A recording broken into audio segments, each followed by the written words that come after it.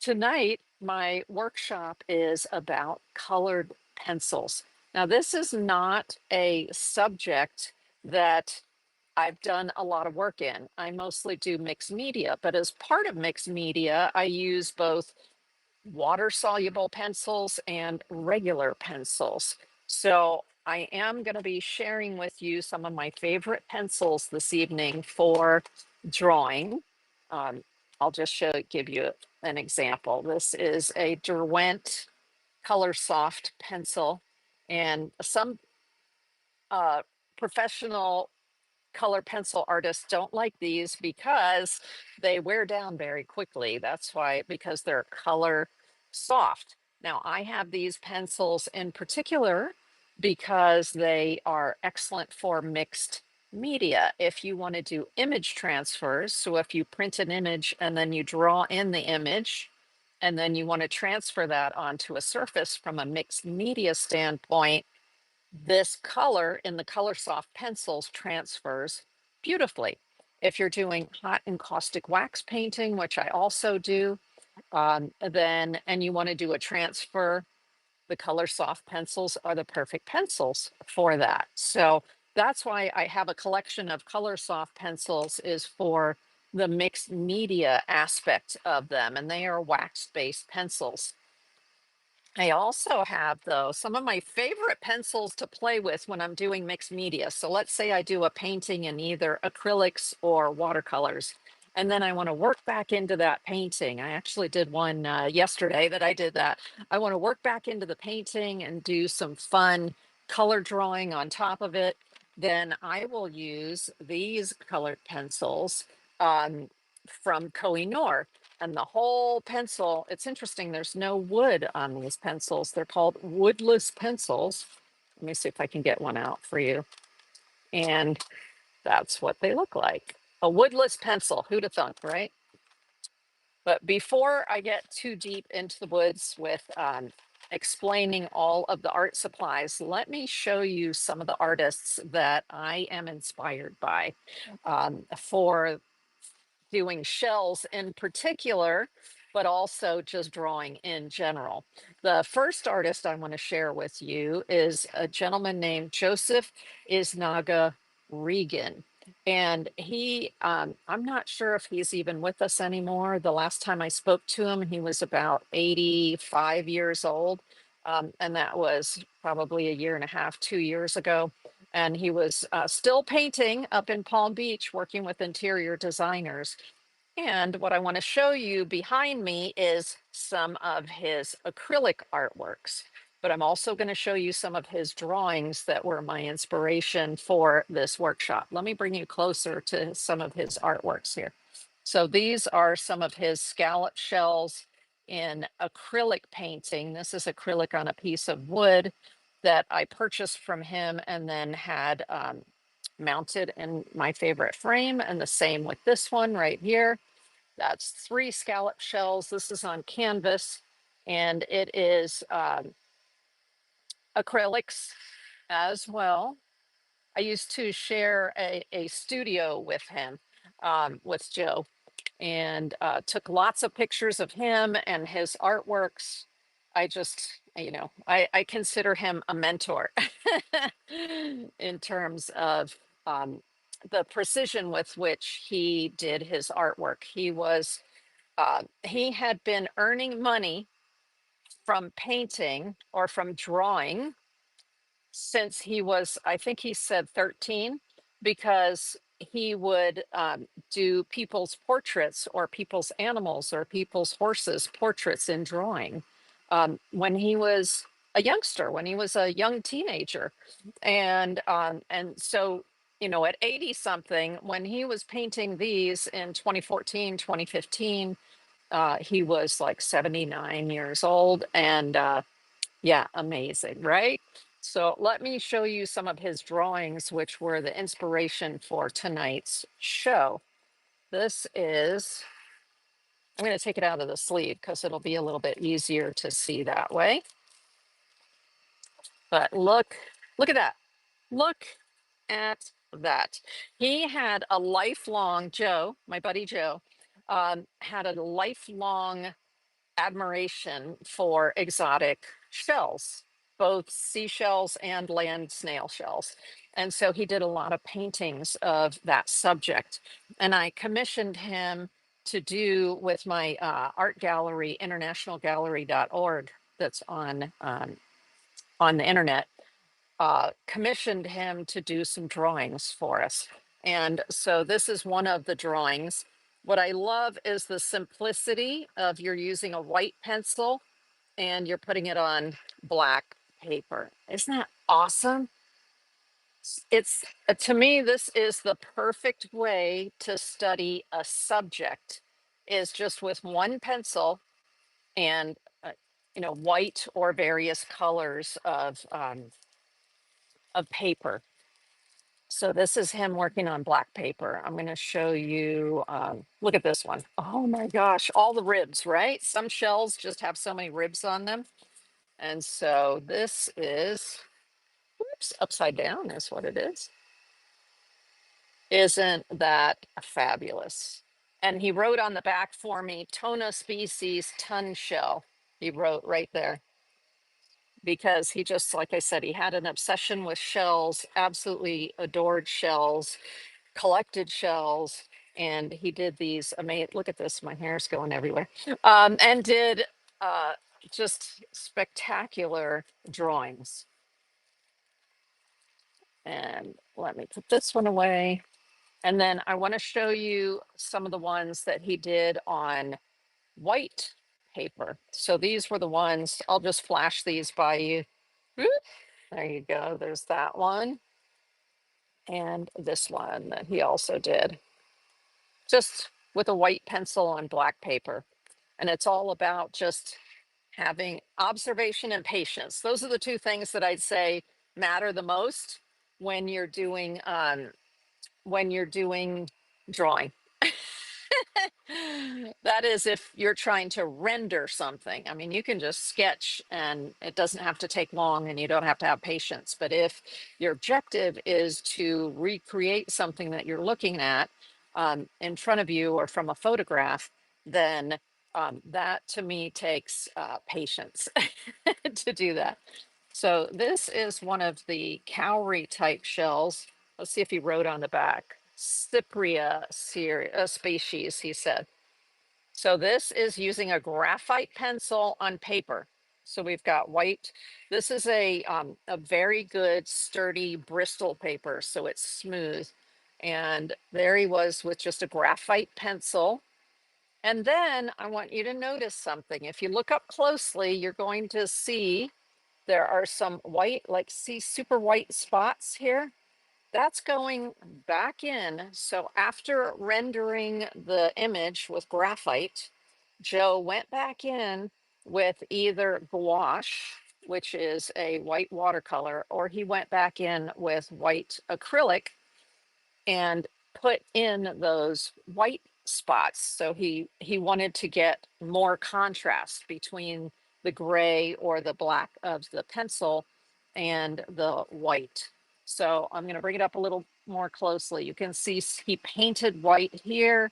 He painted white underneath here. He painted white in this area here. So that is a trick, is that you don't have to just rely on your pencils. You can also go back in afterwards and do, he actually, I can see, did some correction right over here. Do you see how the paper is a little bit ivory? And then there's some white paint right around here where he cleaned up the edge with the white paint, because he was making these so that I could scan them and make reproductions of them. And so that's something that I could clean up, and what do they call it? Clean it up in post, right? Meaning after it's been scanned, I can go clean up the area where he had put white paint to get rid of, I guess, an area that he wasn't happy with. So that is a trick from somebody who is a lifelong artist. And I'll just show you a few of these other ones. There's a long, skinny one that he did. It really is about the power of observation with these shells in order to get the variations of the lights and the darks.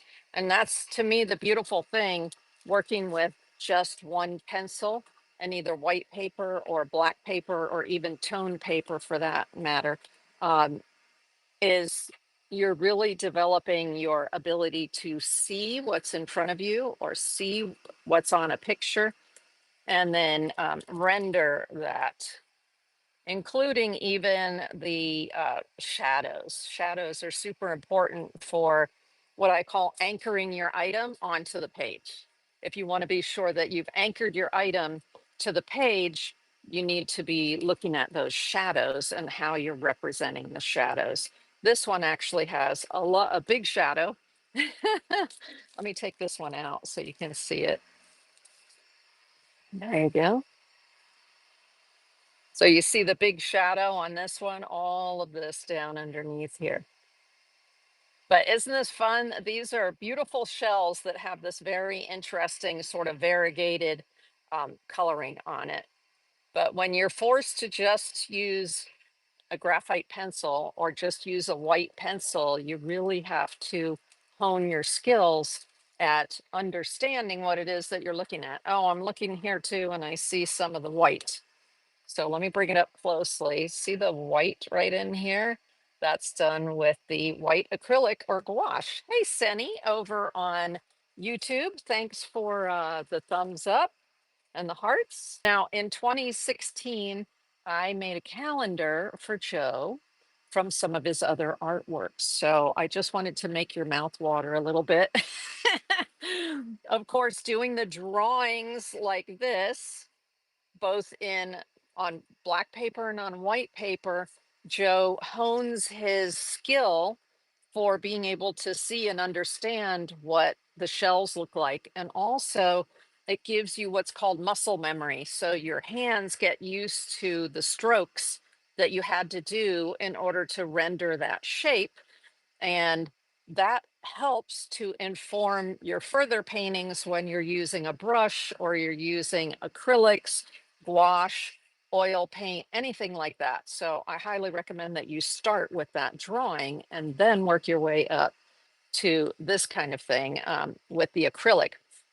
And what I'm going to be showing you today is working with just the one color pencil on toned paper and then working with the multicolored pencils. But before we get to that, I created a calendar for Joe for 2016 out of some of his paintings. Aren't these crazy? These are called, I think, turbans, um, is the common name for them. This is a massive painting, and I have it in my living room. I bought it from him. But these are some of the other renderings of shells that he has done in acrylics there.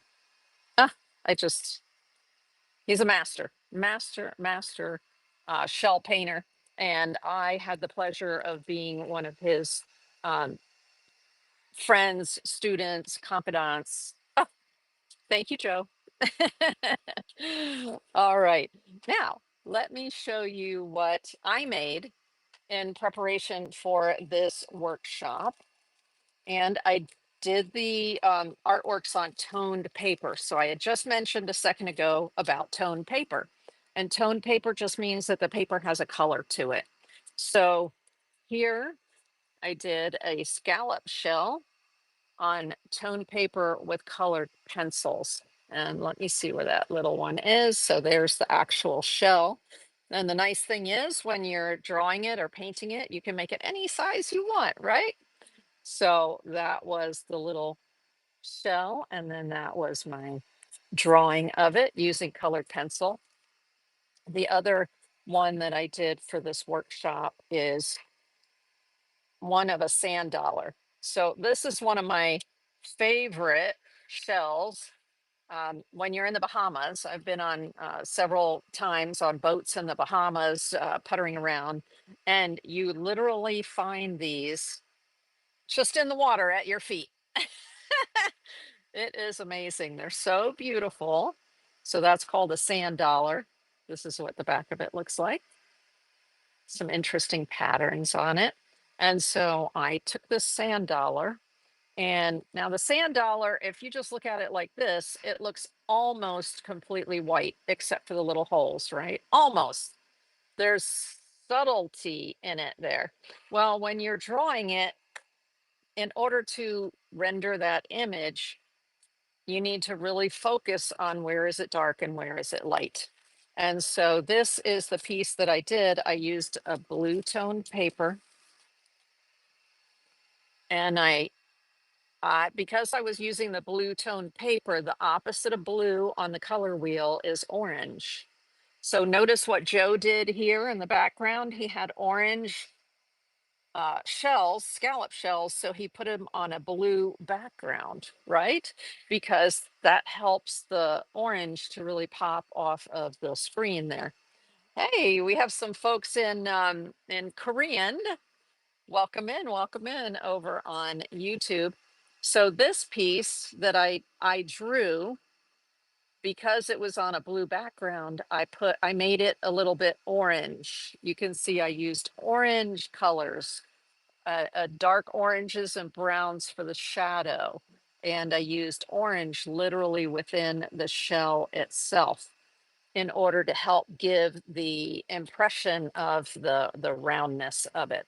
So um, when we go over the table and we get ready to do the drawings, I'm going to let you choose whether you want me to do a sand dollar, a scallop shell like this.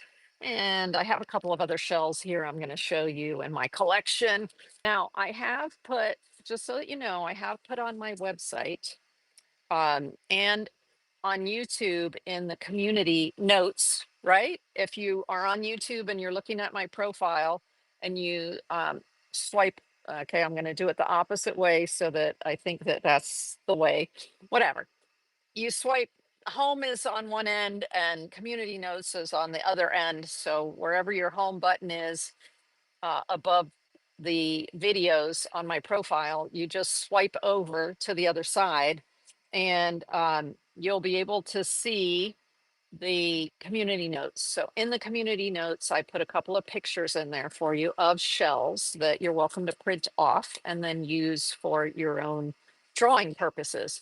In addition, I have provided a whole bunch of shell pictures on my website.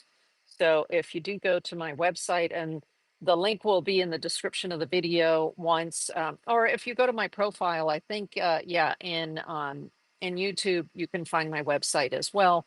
And so, for instance, this picture that you can print out of this is what I was using when I was doing my drawing. And this scallop shell and these small shells that have these beautiful colors like this, they're photographs of those on my website. So you're welcome to go there and download them for yourself.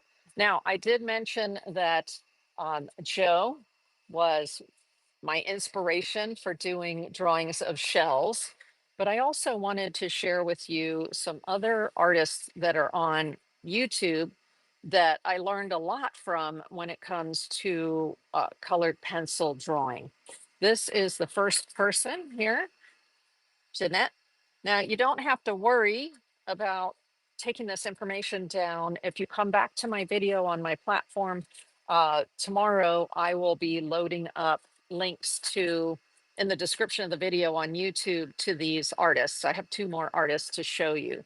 So Jeanette Soroas, I'm not sure how exactly to say that, but she is a professional colored pencil artist. Wow. Wow. What I love about her videos is that she shows you on her videos a circle with the pressure number, because one of the tricks when you're working with colored pencils is how much pressure are you putting on the pencil end at the moment.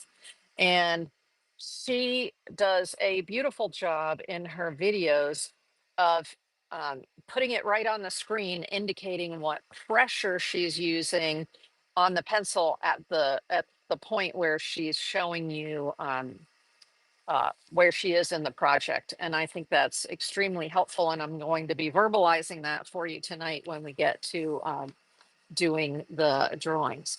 Now, this is some of her videos, and she very much is a realist. So she's showing you how to render things realistically. I am not a realist painter. I don't particularly want to be a realist painter. I prefer to look outside the box and do unusual colors and things that might not appear in nature, like maybe do the shell and make it purple or do something crazy.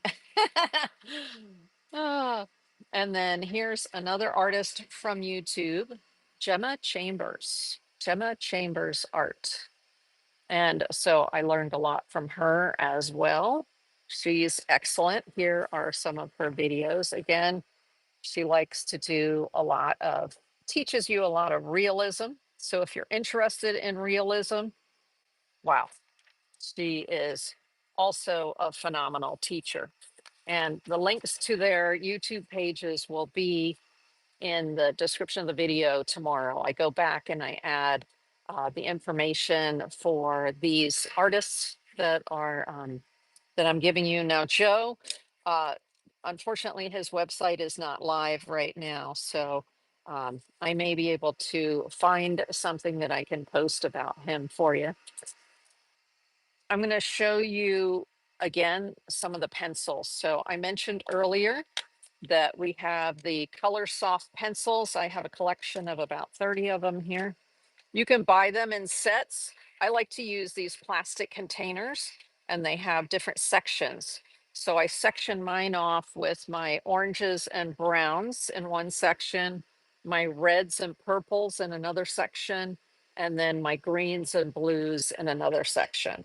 So these containers will hold about 40. I have to run, but wanted to drop in and say hi. Hey, stay home to shop. Good to see you. Sorry, I missed your comments there. Yeah, I'll see you on Thursday.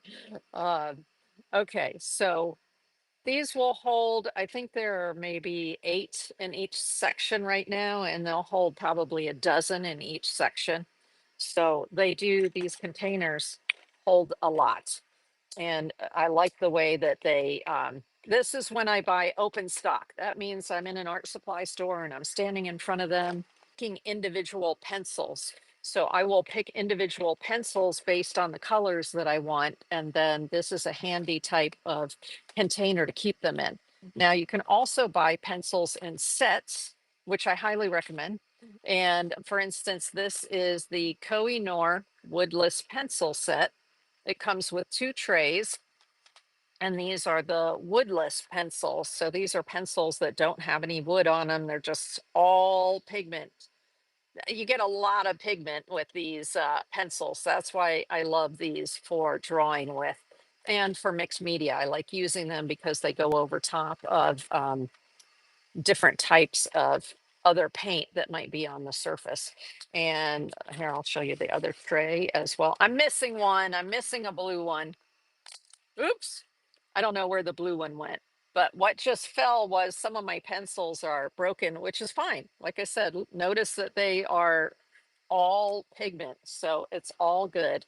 And these little ones you can put into a pencil holder and or a pencil extender and still work with these small pieces. It's fine. It's fine. It's all pigment. It's all good. I realize that pencils that have a wood casing generally won't break like that. So just know that if you get the all pigment pencils, that sometimes breaking can be a consideration. But I like the way it's a set of 24. They come in this nifty package. Oops, I see my yellow one is also broken. The nice thing about these Koh-i-Noor woodless pencils, they're called the Progresso pencils. The nice thing about these is that you can buy individual pencils. I buy those from Dick Blick, online, but you can, for instance, you always need an extra white, right? And so there you see how my white is like, I only have half of it left. It's almost time to buy a new one. And I can do that. I can buy just a single pencil if I want to. I think they're $1.60 or something at over at Blick. So let me put those away. Now these are pencils that are not water soluble. Just so you know, these are wax-based pencils. They are not water soluble. Now, there are other pencils that are water soluble, and all of the things that I'm going to show you about painting with these wax pencils, you can also do with the water soluble pencils. It's just the cool thing about water soluble pencils is that, of course, you can splash some water on them. You can use a brush and brush over them and get the effect of watercolor. And those are called aquarellable type pencils. So here's a set that I have also from Derwent. So the other pencils I showed you that we're going to draw with are from, hey, what is it? Dragon Floyd over on Whatnot. Welcome in. And so the other pencils that I'm going to be doing the drawing with are the Derwent Color Soft pencils. These are also Derwent. They are the ink tints, but these are water soluble and the Color Soft are not water soluble. So it is important when you're standing in front of all of the pencil display in your local art store that you understand most pencils that are water soluble. Most, not all, but most of them have a little brush on it. So you see here, there's a little brush. And so if you see that little brush, then you know that those pencils are water soluble, which you may or may not want. This is another brand. This is the Faber-Castell Gold Faber. And same thing, there's a little brush on them. So I could use them as a regular drawing pencil, or I could do a drawing and hit it with some water, and then this becomes watercolor. So those are also fabulous. And notice I have them open stock and I'm holding them in one of these plastic containers right here. Now, when I store pencils on my desk, because I have certain sets of pencils that are on my work table at all times, then this is what I do with them. I find beautiful teacups. So this is like a Japanese teacup and or Chinese. And then these are my non-soluble pencils. So these are just Dragonfly. Oh, okay. Lovely, lovely. Welcome in, Dragonfly. Welcome in. So these are, I separate the pencils that are water soluble and the pencils that are not water soluble on my desk. So these are the ones that I just have handy that are not water soluble. Then I got this gorgeous handmade, as in it's artisan made container. Isn't that beautiful? And does it have a signature on it? Yeah, it says PB. So somebody's initials.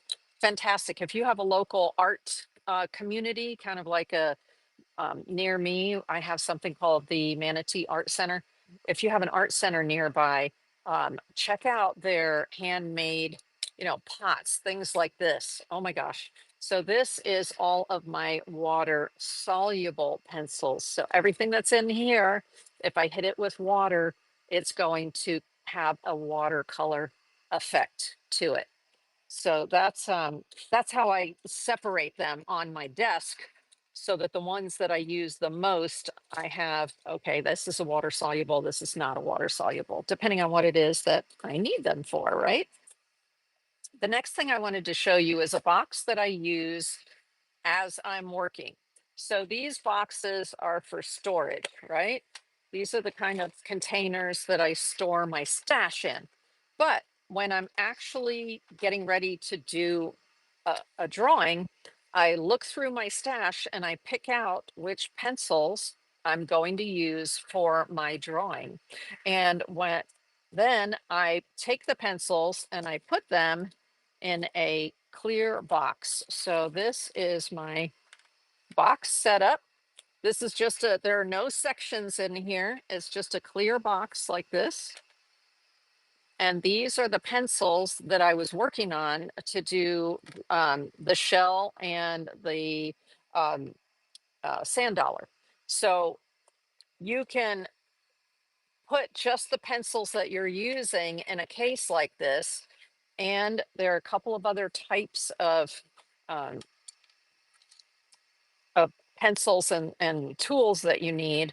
So for instance, a kneaded eraser, you need a kneaded eraser when you're doing your drawing. That's because if little bits fly off, you want to be able to just pick up those bits. And a kneaded eraser is, it's like gum, right? It's fun. And then this is another type of eraser that's very good for when you're doing detail work. So you can see here, it's by Tombow. It's called the Tombow Mono Zero. If you're on YouTube, I actually have a short about this pencil. So you can, I'm sorry, about this eraser. So you can go watch that short if you want to learn a little bit more about these. Let's see. And then um, this is a pencil holder. So a lot of pencil artists, as your pencils begin to get short, like this one, it can be hard to like squish down on the end of your pencil. So you want to have some sort of pencil holder to, it's called a pencil extender or a pencil holder. And that's another thing that I have in my stash here. And then there are two kinds of, these look like pencils, but one is a blender. So if I want to blend layers, I can put down my colors and then use this Lyra Splendor, they call it, Lyra Splendor, and that's for blending layers. And then this is a precision eraser. So let me do this. So the top of that, you can put through a pencil sharpener and get more detail, even a little bit more detail than using this Tombow Mono. So those are like gotta haves. Now there's this other interesting by Faber-Castell eraser. It's a perfection eraser. What I like about this eraser is it has a little brush on the end so that when you erase something and you have little bits, you can brush it with the little brush here, which works sometimes. It depends on how soft and how smudgy the pencils are. Sometimes this is too stiff for that. And so I blow on it over my trash bin instead. So those are, oh, and then one other kind of eraser. This is for larger areas. I like the Stapler white. I like the white one. They also make a black, which is interesting. So if you're working on black paper, you don't want little white fibers to get in your paper. So you would use the black eraser instead of the white eraser. Okay. I don't have the black one right here. It's in my other drawing kit. And then sometimes you just want dark, dark, dark, dark, dark sections. And so, my Micron pens are always handy. As a matter of fact, I have them right here in a Otagiri vintage container. I have my um, Micron pens always on my desk right next to me because often I need the Micron pens to just go in and get my darkest, darkest darks. Uh, just like my friend Joe uses white paint to get his whitest whites, right? It's okay to use something other than a pencil. Let's talk about some of the papers. Oh, one more tool before we go to the papers. This is an embossing tool. So it has a little ball on this end and a little ball on this end. And a lot of nail techs have embossing tools. They're very inexpensive, easy to find, and they can come in handy. Also, I'm going to show you a technique that uses the embossing tool, so that's a good one to also keep in your, like on your desk on hand set. So let's talk about paper. Um, of course, you can draw on any paper, right? So this is just a graphite pencil drawing. This was what I did at first in order to get that muscle memory built up for the design of the sand dollar, right? So I was just using a graphite pencil looking at the sand dollar and did a simple drawing. Also, there's a simple drawing over here of the scallop shell. It's a little hard to see when it's just graphite, but I use a light touch with my graphite pencil. So when you're doing your initial sketches, any pencil will do, any regular graphite pencil. The trick is just to be very light with your touch when you're first drawing it, and then go back in and do a little shading, and then go a little bit heavier. So this drawing is not finished. It was just the preliminary drawing that I did before I went to my colored paper and did this one. So that's the original pencil drawing. All right, let me make sure I don't lose those over there. So I highly recommend that you just do a simple sketch with a regular pencil, graphite pencil, before you move on to doing your color pencil, because it helps you to learn and understand your subject. Now, I'm going to show you some. This is done on a piece of just um, scrap paper. Now, when I say scrap paper, it's scrap watercolor paper. But you see, there's some watercolor on there because I had watercolor on this side of it, and I just washed the watercolor paper because watercolor paper is used with water. So I put it in the sink and I scrubbed off the excess watercolor, and then just used the little side bits. You see here? So you just flip it over. No waste, no waste in my studio. I'll draw on this side and then I'll draw on this side. So I always have, this is good paper. There's no need to throw it away. You can see here, see some of that pink that was on there. And so that's still good paper for me to use. Just if you have watercolor on paper and you're not happy with the watercolor, or you were doing some testing, watercolor paper is made to get wet. So just take it to your sink and rinse out all as much of the paint as you can. And then this is beautiful paper that you can use for um, other projects. If you want to get a little more fancy, fancy paper. Um, oh, and this is very inexpensive watercolor paper from Michaels. The brand is Creatology. So if you are just starting out, it's watercolor paper, and it has nice tooth to it, and it would be, it's fine for, if it's what you have on hand, use it for your initial layers. Okay, because um initially, like I did with my initial sketches, your initial sketches, you don't have to use any fancy paper. You're building muscle memory for the shape. Okay. Now, when you're ready to go to good paper to do your final drawing, let's talk about those papers. The first paper I want to show you is this one, which is Stonehenge. So this is by Legion Paper, Stonehenge paper. Traditionally, is used for printmaking, but it even says on here it's a cotton paper across all drawing techniques, especially colored pencil. So this is a nice smooth paper. So the surface is relatively smooth, but it has enough tooth that it's 100% cotton. It's just amazing paper. I happen to have this long skinny shape because I love that. But here is the paper. You can also use this, you can get it wet. It's 100% cotton, and you can also use it for printmaking if you do printmaking. But it's called Stonehenge White by Legion. And like I said, I will link these products in the description of the video later tonight or tomorrow for you. So you can pop back to the video, go into the description, and get the information on these items. But this paper is phenomenal. Chef's kiss, right? For finished artworks.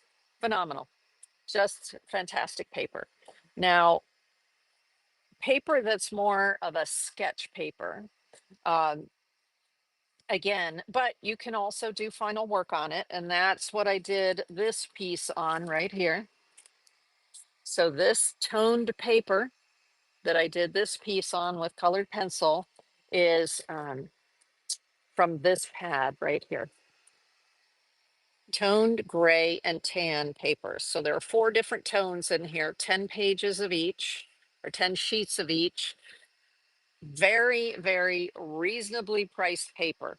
So I love this paper for, let's say that you've done your initial sketch. Now you're ready to do a smaller version of your piece before you move on to maybe a bigger version. See how Joe does the bigger ones here in his paintings. But you step up. You can work from a small, from your cheaper paper and do small ones. Then you get a little bit bigger and you go on to a toned paper like this, which is less expensive, still fantastic. It even says color pencil right on the front of it here. It has nice tooth to it. It doesn't have a deep tooth. It just has a nice smooth surface, pleasing colors, um, 40 sheets for a reasonable price. And I really, really, really enjoy this paper. Now, the size is a little different. Does it say it's from Italy? I think it's made in Italy. Huh. Okay, I don't see it right here, but the name is Cappuccino, which makes me think it's from Italy. And it's 81 pounds, so it's not a very heavy paper. Your watercolor papers are 140 pounds, but beautiful, beautiful for drawings that are only going to be maybe 3 or 4 layers of pencil, maybe 5 layers of pencil.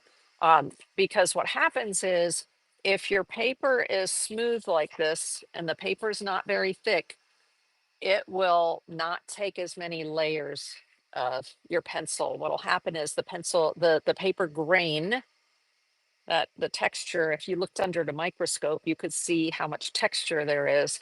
The paper texture doesn't take a lot of layers, but enough. I mean, enough to where I did this beautiful piece using that exact paper. And I did 3 layers on there and it worked perfectly. So definitely an excellent starter set if you want to experiment on the toned papers. And so I'll have a link to it in the description of the video. Something else that's not, I mean, it's moderately expensive, not cheap, not your top end like your Stonehenge. Um, this is mixed media paper from over at Michael's, and it's black, and I love it. Love it. It's so good for all different kinds of, like here, I put ink on it. I use a white ink there. But remember, I showed you Joe's black and whites. So this is beautiful paper, and it's perforated down here. So it's really easy to take it out of the book. And I was already starting with some white, testing out 2 different white colored pencils on there. So yeah, this is an excellent paper for doing your white on black. Fantastic. And then I get into this pastel paper. So even though it says it's for pastel, it's from Canson, and it comes in a bunch of different colors. Oil pastels or dry pastels. um, Works very well for colored pencil as well. And this particular set has some beautiful colors. So you see there again, similar. Plus you can get this in all different sizes. You can even buy it by the sheet if you want a really large size. So I highly recommend this paper, and that's what I did the sand dollar on. So this blue paper, it has a lot more texture to it. There's a lot more texture in the background here, and it'll take lots of layers. It's designed to take lots of layers of either the pencil or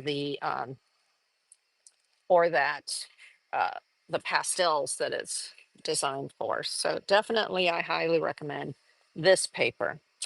All right,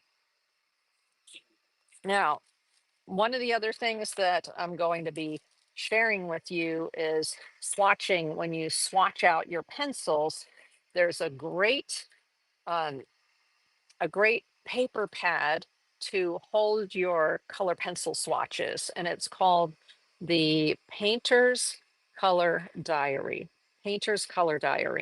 And you can see here, it looks like it's for paint. So you can put oil paint in here, you can put acrylic paints in here, but I have found it to be excellent for pencils as well.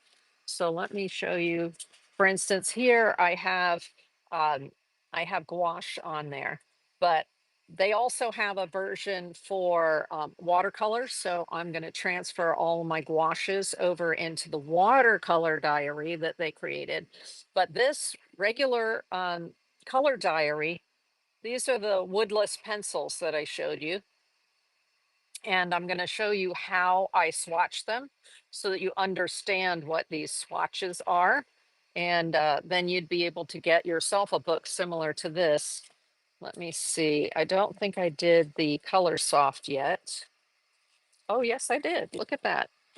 Now notice in between the pages, the pages are removable, which is amazing. So if I want to change this page and put it in a different place in the book, or if I'm getting ready to do a drawing and I'm using these pencils, then I can literally pop it out of the book here without damaging it. It's designed so that the pages have there are little holes in there, and I can just pop it right out like this and then put it on my desk. And I have all of my colors there. So these are all of my color soft pencils that I did. This is called swatches for. And I'm going to show you a swatch so that you'll be able to see how you do your swatching, or how the way that I do my swatching. But in this book, you also have sleeves, vellum sleeves in between the pages. So if you were doing it with acrylics or you were using oil on it, you could let them dry. And then you have these protectors between each page. They're phenomenal. Phenomenal. I love the book. Love it, love it, love it. Let me put this away here. And so that is the last of those supplies. Now, when you're doing your drawing, you're going to want to have next to you some sort of, this is just a piece of good quality Bristol paper, meaning it's smooth paper. And you see how I was playing around. These are water soluble pencils, but you want to have something, a piece of paper next to you that you can do a quick scribble on, just in case, to check the pencil. Make sure that sometimes the leads get dirty. And so if you put down a dirty lead on top of your work, that is annoying, because then you can cross contaminate your colors, and that it's annoying. And so I always have a piece of paper next to me for doing a quick clean off of the tip of the pencil. And then this is a piece of glassine. So glassine is a non-wax paper. But it feels just like wax paper, like you would use in your kitchen, but there's no wax in it. And it's acid free. It's what you use to wrap your artworks in. Um, and for protection, museum type protection. And you want to use this with your hand here on top of your paper as you're drawing, so that you don't get oils from your hands on the paper and you don't smudge what you've already put down. So you're definitely going to need, and I recommend using glassine. But in a pinch, you can use parchment paper. Um, I know most people just grab a piece of paper from their printer and just use printer paper. It's just you need some way of protecting what's already down from the heel of your hand and the oils in your hands. Now let's look at some of these shells. You guys are going to pick which shell I'm going to do the drawing of. And you know what? In order to do that, we're going to go over top of the table, because um, that way you'll be able to really see these shells beautifully. Let me just move a few things. Huh? Ah, whoa, look at my phone go. Hello. Now you can see that painting from Joe there in the background. Okay, so let's go over top of the table. Oh, you know what? There is one more item. You know how I was talking about the white paint, and you can use white gouache, which is a type of watercolor, or you can use white acrylic paint. There's a secret weapon for people that do drawing, and architects and illustrators, and that is Dr. Martin's bleed proof white. So it's also good on top of watercolors. I mean, you have to have it in your studio. And it is an excellent cover up, an excellent heavy white color up that a lot of people use to go back in and like put little dots or dashes or cover things. Ah, Dr. Martin's bleed proof white, gotta have it. Okay, we're gonna go over top of the table and so we can look at these shells and get to drawing. So this is my Instagram, Facebook, my website, deetsart.com. If you want to go there, I put the articles up each week when I finish a workshop. Then I write an article and I embed the video, the live YouTube video, after I've gone in and edited the video. And also, what do I add? I add all the links and everything to the video. So you can find those from previous classes on my website on the blog page. All right, so let's move that aside. And here are some exciting shells from my collection that I wanted to show you. I already showed you the sand dollar that I used for my one picture. I used this one, this scallop, for my other drawing, but you can see this one has darker colors in it, and this one has like a pale peach color in it. I love this one. So I'm going to say tonight we can do this one. I'm going to give you a selection and then you're going to tell me which ones you want me to do. This is an interesting shell. It has that beautiful nacre. So the shimmery nacre, and you see that interesting shape that it has, kind of a tower, and there are lots of little dots and dashes. So there's actually a photograph of this on my website that you can download if you want to try your hand at this shell. And then this one is, of course, your classic abalone. So an abalone shell. I think I got this from a Japanese restaurant where they were serving abalone, and then I asked them if I could bring the shell home. Because look at the inside, that nacre, that's like pink and green and blue, beautiful colors. And this is a lot of fun because of all the colors that are in it. And then this is a shell that it's still together. Isn't that fun? But I just loved the way it looks with the striations this way and the curves this way on the outside of it. And so photos of this are on my website for you to download. This one is, of course, there was another half to here. It's similar to this one, but I liked the variation of the brown and white. There's more contrast, more white space in this one. It's on the website. These are, now, this is called a Murex. Isn't that crazy?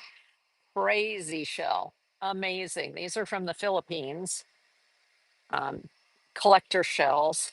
And I have a small grouping of these. And so if you want to buy one of these, let me know because I can always get my box of them. And on Whatnot, I can, throw it up for you if you want to buy a real one. But there's also a photograph of this on my website if you want to just print the photo to be able to practice that one. Then this is this also from the Philippines? Yeah. Um, and so you see how this is a one way to store these to protect them. This is, of course, a paper towel roll. And this is another kind of shell from the Philippines. And who knew they had these big old long tails, right? But I love the curves of this. And this part right here is just really beautiful. It would make a beautiful drawing. Isn't that fabulous? So, and then one other shell I'm going to show you, it's actually barnacles, um, which is something that I'm going to build up to drawing because it's quite complicated. But look at these huge pink and white barnacles. How beautiful are those? Isn't that just stunning? So that's going to be fun to draw once I become a little more accomplished, right? because it's quite a bit more complicated to do this one. All right. So what I want to do is select um, the shell that we're going to draw tonight. And I want you to help me select. So we can do and what you're going to do is put a comment and tell me which shell you want me to do. So I can do another sand dollar. I can do, this is the one I had my eye on, is doing this peach scallop right here.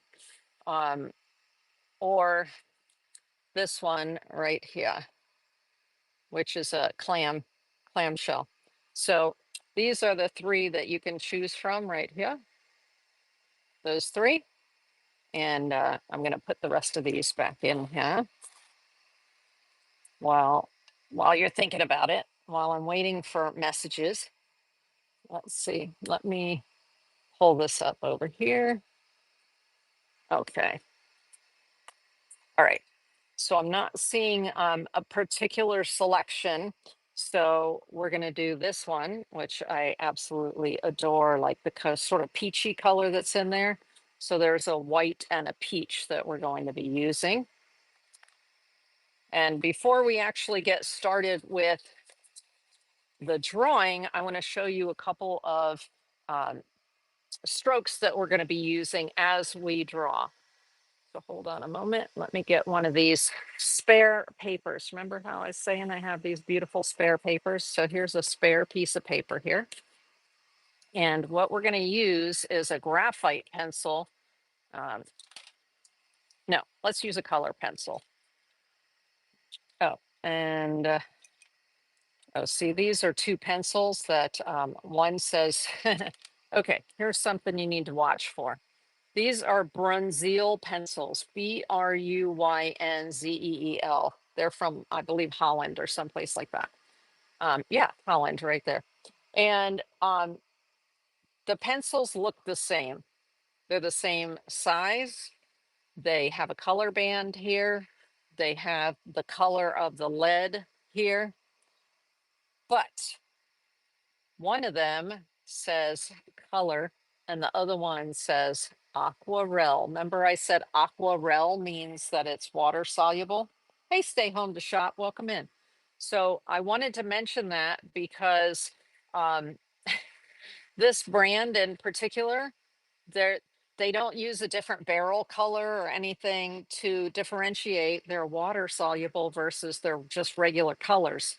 And so um, just watch for either the word aquarelle or the little brush on the barrel of the pencil to know whether it's water soluble or a regular wax pencil. Okay, so we're not going to use the aquarelle. You know what? Let me just show you how the aquarelle works. So there, I'm putting down some of the color from the aquarelle pencil. And then let me get a little brush here with some water so you can see. I mean, they're magical. I love them, but that's we'll have to do that on another workshop. And so you can pull out the color and they are water soluble, right? So that we're not doing these tonight. I'm going to put that in my water soluble set over there. My cup.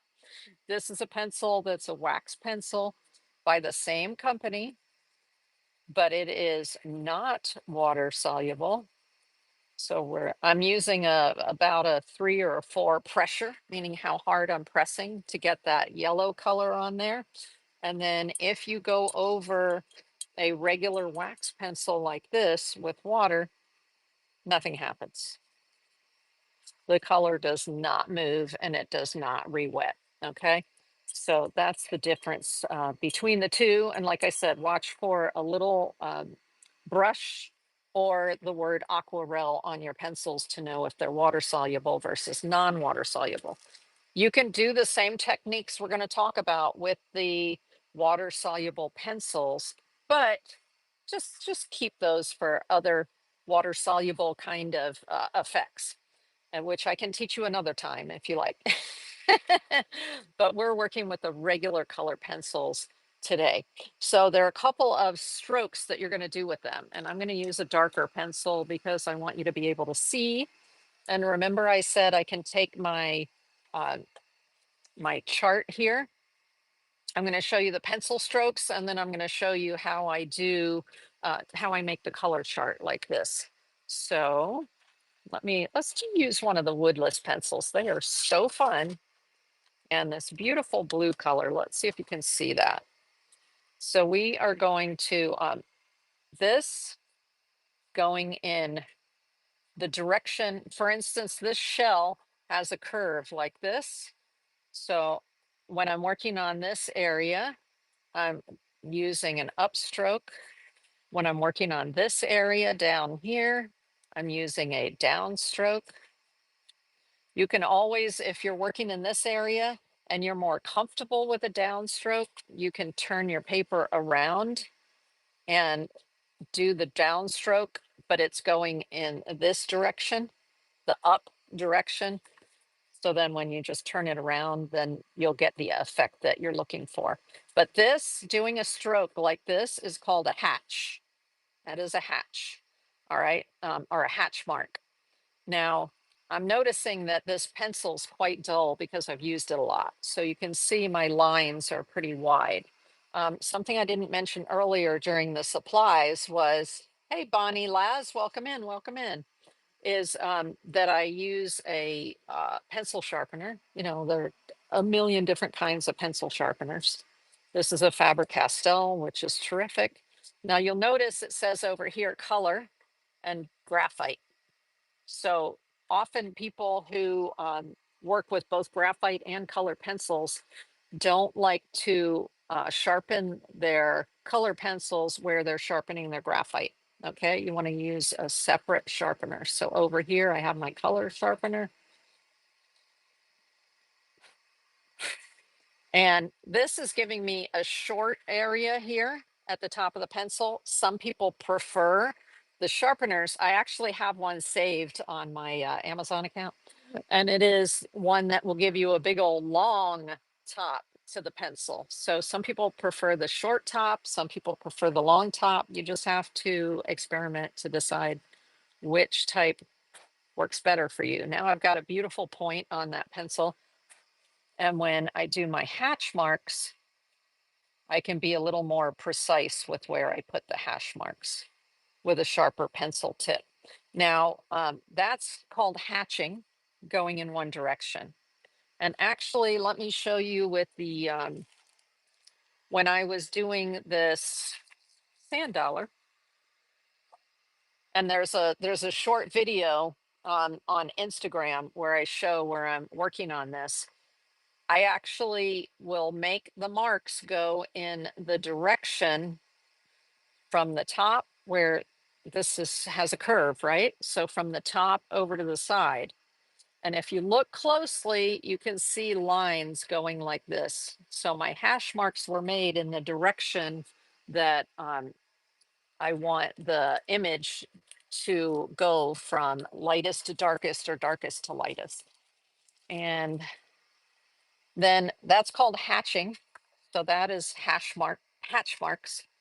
And this is called cross hatching, where you go across. You can go across at an angle or you can go straight across. And that is called cross hatching. So you can deepen, ooh, there we go. You can deepen your colors using your hatching and your your cross hatching is to help deepen the colors in an area. You can also cross hatch different colors to get visually to get a different color. So let's do we'll put down the blue, a few lines of the blue. So we'll do some hatching on the blue. And then I'm going to come back with let's use the yellow. So I've got my yellow and I'll do some cross hatching with the yellow. And naturally what you're going to get is visually your eye is going to mix those colors and give you a form of green. So let me do it a little bit harder with the yellow. And now you're starting to see green. there. So some people like to do the hatching with various colors and the cross hatching to get what's called visual color mixing. So that's color mixing by just laying colors on top of each other. Now you can also do blends and grades. And oh, before we do that, let's do circles. So that's not a good color because you can't see it, right? Ooh, let's use this other color. That's one of my favorites. You can tell because you see how dull it is. Okay, so I'm going to be doing circles. So sometimes you want to do circles and overlap the circles like I'm doing here. I'm going to press a little harder. So when I first start, I'm using very light pressure. As I get layer upon layer upon layer, I start to increase the hardness of how I'm pushing. So I just did a very light there. Let me push harder here. And then you can see I'm depositing pencil, more pencil lead, right? So it's getting darker, but you want to start light and then move into your darker. Um, Now let's do sort of a gradient between this light blue and this blue green. So I'm going to start with some of the blue. I'm going very lightly, so I'm barely holding the pencil. I'm just directing the pencil and letting it fall onto the paper and giving me just a little bit of color. So it's not even filling the tooth of the paper. Do you see that? It's not even filling the tooth. It's just light. And then I'm going to do the same with the green, but I'm going to overlap the blue just a little bit. So this is blue green, I'm overlapping just a little bit and I'm doing a light, light, light, light, light pressure like that. And then I'm going to go back with the blue again. Again, light pressure, but this is layer 2. So even though I'm not using but a pressure of something like a 1, it's going to lay down more pencil. So that was layer 2. And then I'm going to use the green, the blue green, and do layer 2. My paper is still not, the tooth of the paper is still not full yet. Do you see how you can still see white through that? I'm going to do layer 3. One of remember I said with color pencils, you need patience and it's about the layering. Yeah. So this is layer 3 and layer 3 of the green. All right. Now I'm going to go a little harder with the pencil. So the 3 layers, I was doing a 1 to a 1.5 in terms of pressure. Now I'm going to do a pressure of 2. So I'm pushing a little harder. And now I'm going to do a pressure of 2 with the green one. Now you're beginning to see more color deposit. And you're going to see those colors begin to blend together right in that middle section. Now, my final layer, I generally do what I call burnishing. So burnishing is I press really hard. So I'm going to use a pressure of 3 or 4, not 5, because 5 is like, you're almost digging into the paper. But I'm doing a 3 or a 4, so I'm getting a lot more pencil down there, you can see. And then I'm going to use a 3 or 4 of this green. And now you can begin to see where it's really blending right here. Now, another way that you can blend it, which a lot of people like to get a smooth blend. So this actually you can still see some of the tooth of the paper right there where the two are blending together. So I like to use a blending tool. Some people use a blending stump. If you've watched me before, you've seen me use blending stumps. So this is a blending stump. I'm going to clean off. It has other colors on it. So that's why I always have the paper next to me, because I'm going to clean off the tip here. I don't want to have color on there. And I have in my drawing kit one of those pieces of sandpaper, and you can rub the tip over the sandpaper of the blending stump to get rid of the excess color that's in there. Okay, that got rid of most of it. So I can use a blending stump and I can go in and blend these colors into the tooth of the paper.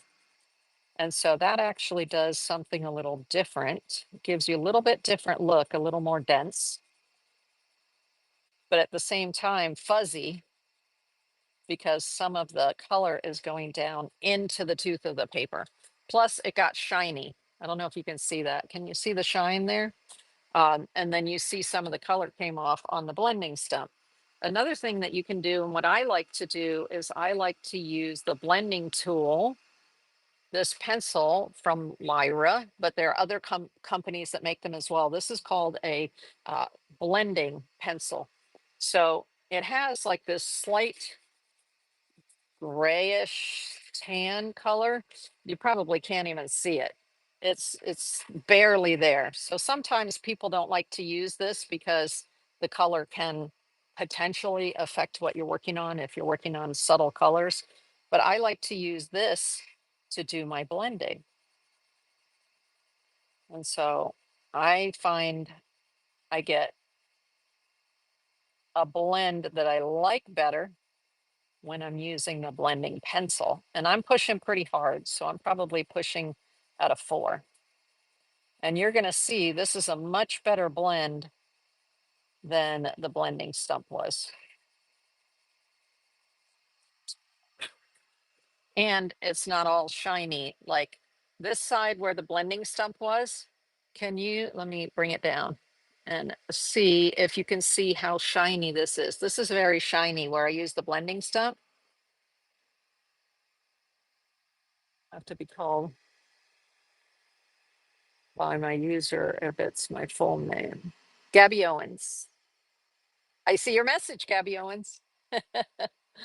Okay, so here on this side where I use the Splendor blender, it's not all shiny.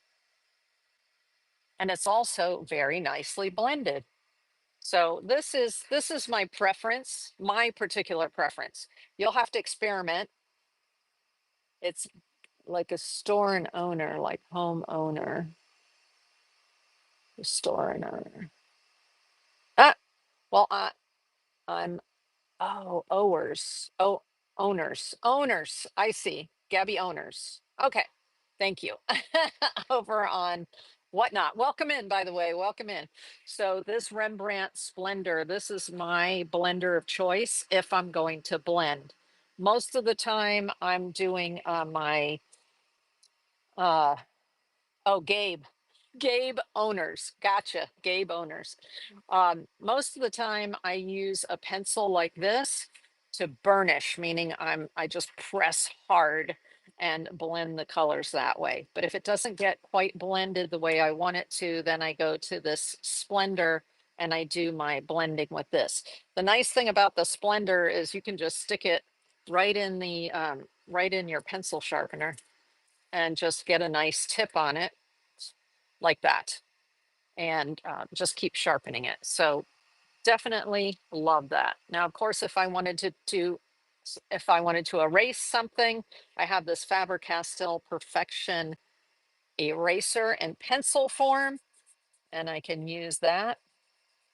Nice thing about pencil is that you can erase pencil. So this is the one that has kind of a pink color to the tip of it. This other one that I showed you with the little brush on the end can help, and it has more of a sort of a creamy gray, but it does the same thing. It's also an eraser. And then it has the little brush at the back end. So these are fabulous for when you want to erase something. And then this is the Mono Zero I showed you earlier. I like, if you're going to do wisps of hair or something like that, then this is a great eraser for that. And so let me come in here. And the neat thing about this one is that you can replace you can replace the eraser that's in there. So when you buy it, it comes with a whole new set of erasers that you can pop in there when you finish with this one. And of course, you just press the end of it to get more out, right? And now I need to push some back in. So I'm going to push on the back end, push it back in to where I want it. And I am good to go with that one. Okay, so that's erasing it and blending it. There's one other type of mark that you might want to make. Well, some people do whole paintings this way, or you might want to go in after you've laid down your basic drawing, and that's putting points or doing pointillism. So that's where you're using little dots, especially animal hair. Oftentimes you'll draw the animal hair. Let's see, say I have some animal hair here, and then I want to go back in and put some dots in the animal hair. Then you're going to come back in and you're going to build your dots in over top of your animal hair, right? So that's points or pointillism. Do that. But some people like take it to the limit and do their whole painting with points like that. Can you see that one? Yeah. Okay, good. All right. So we are going to go ahead and get started with the shell. Now that you have just a basic idea, we're not going to use these pencils for the shell painting, except the white of this Progresso pencil at the end. Okay. And let's go ahead and put these away. I did do the I did this painting or this drawing of the sand dollar all with pencil, with these woodless pencils. So they do work beautifully well. Ooh, the other one I might want to use is the gray one. Hold on a second. I might want to use the gray one. So let's get that one out. Okay. And we're going to put these away. Now, the nice thing about having multiple sets is sometimes if I don't have a color in my sets here of the individual pencils that I pulled out, oh, those are the water soluble. These, the color soft, then I can go into my other sets of pencils and grab the color that I might need. So you don't have to do your whole painting just with um, one brand. You can use multiple brands. Okay, so I want to use a piece of toned paper. Let's do a sketch first and use the white pencil so you can get a feel for just doing your sketches. And this is the piece that we're going to be doing. So I'm going to sketch that out. I've got my white pencil here. This one doesn't lay down as much white on the black. It's good to know some pencils are softer and some pencils are harder. This one, it's more of a gray when I put it on a black surface. Do you see that? So let me find my color soft white. I'll show you two other whites. This one is the General's charcoal white. And that lays down a really nice white, but it is a type of pastel. And so it's dusty. But a lot of people like to use this General's charcoal white for doing sketches. This one is your color soft, so the Derwent color soft white, and it lays down a really nice dense white, depending on the pressure that you're putting on it. Okay. It actually gives me a really nice white. Let me see if I put extra pressure. Yeah, I get a good white out of this one too. This one creates dust, the charcoal white, but these are cheap. So a lot of people will buy these in the set of two. It's the General's charcoal white. They'll buy a set of two and then use that for their sketching because it is an inexpensive and it works. It's just slightly dusty. That's all. Okay, so we're going to use the color soft white, and I am working with the actual shell, but on my website, I also have a picture of the shell. So I'm going to pull the picture out. Ta-da! So there's the picture of the shell. Now I prefer to work from life like this. This is called still life, where you set that down and you work from the actual one. Because I like to see where my shadows are falling because the piece is 3D, right? When you're working from a picture, it's not always as obvious where the shadows need to go. Here, the shadow is over here on this side for this one. But it's not as prominent sometimes as you can get when you're working with the live piece. But either way, this is available for you to download from my website, like I had mentioned before. All right, let me go ahead and move this. Oh, you know what? We're not going to do the sketch yet because I just looked over and I realized, the one thing I didn't show you yet was how to swatch. So let's pick a color out of here. I love that yellow from the bronzeal, but it won't show up as well on the paper for you. So here again is the color diary. And this is a page that I have that I put graphite pencils on. Do you see there? I'm testing out various graphite pencils, and you can see that I'm using various pressure, and then I'm blending, and then I'm erasing. So I see what the properties of these various graphite pencils are. Now, there's room on here for you to also write details about it. And so I love that.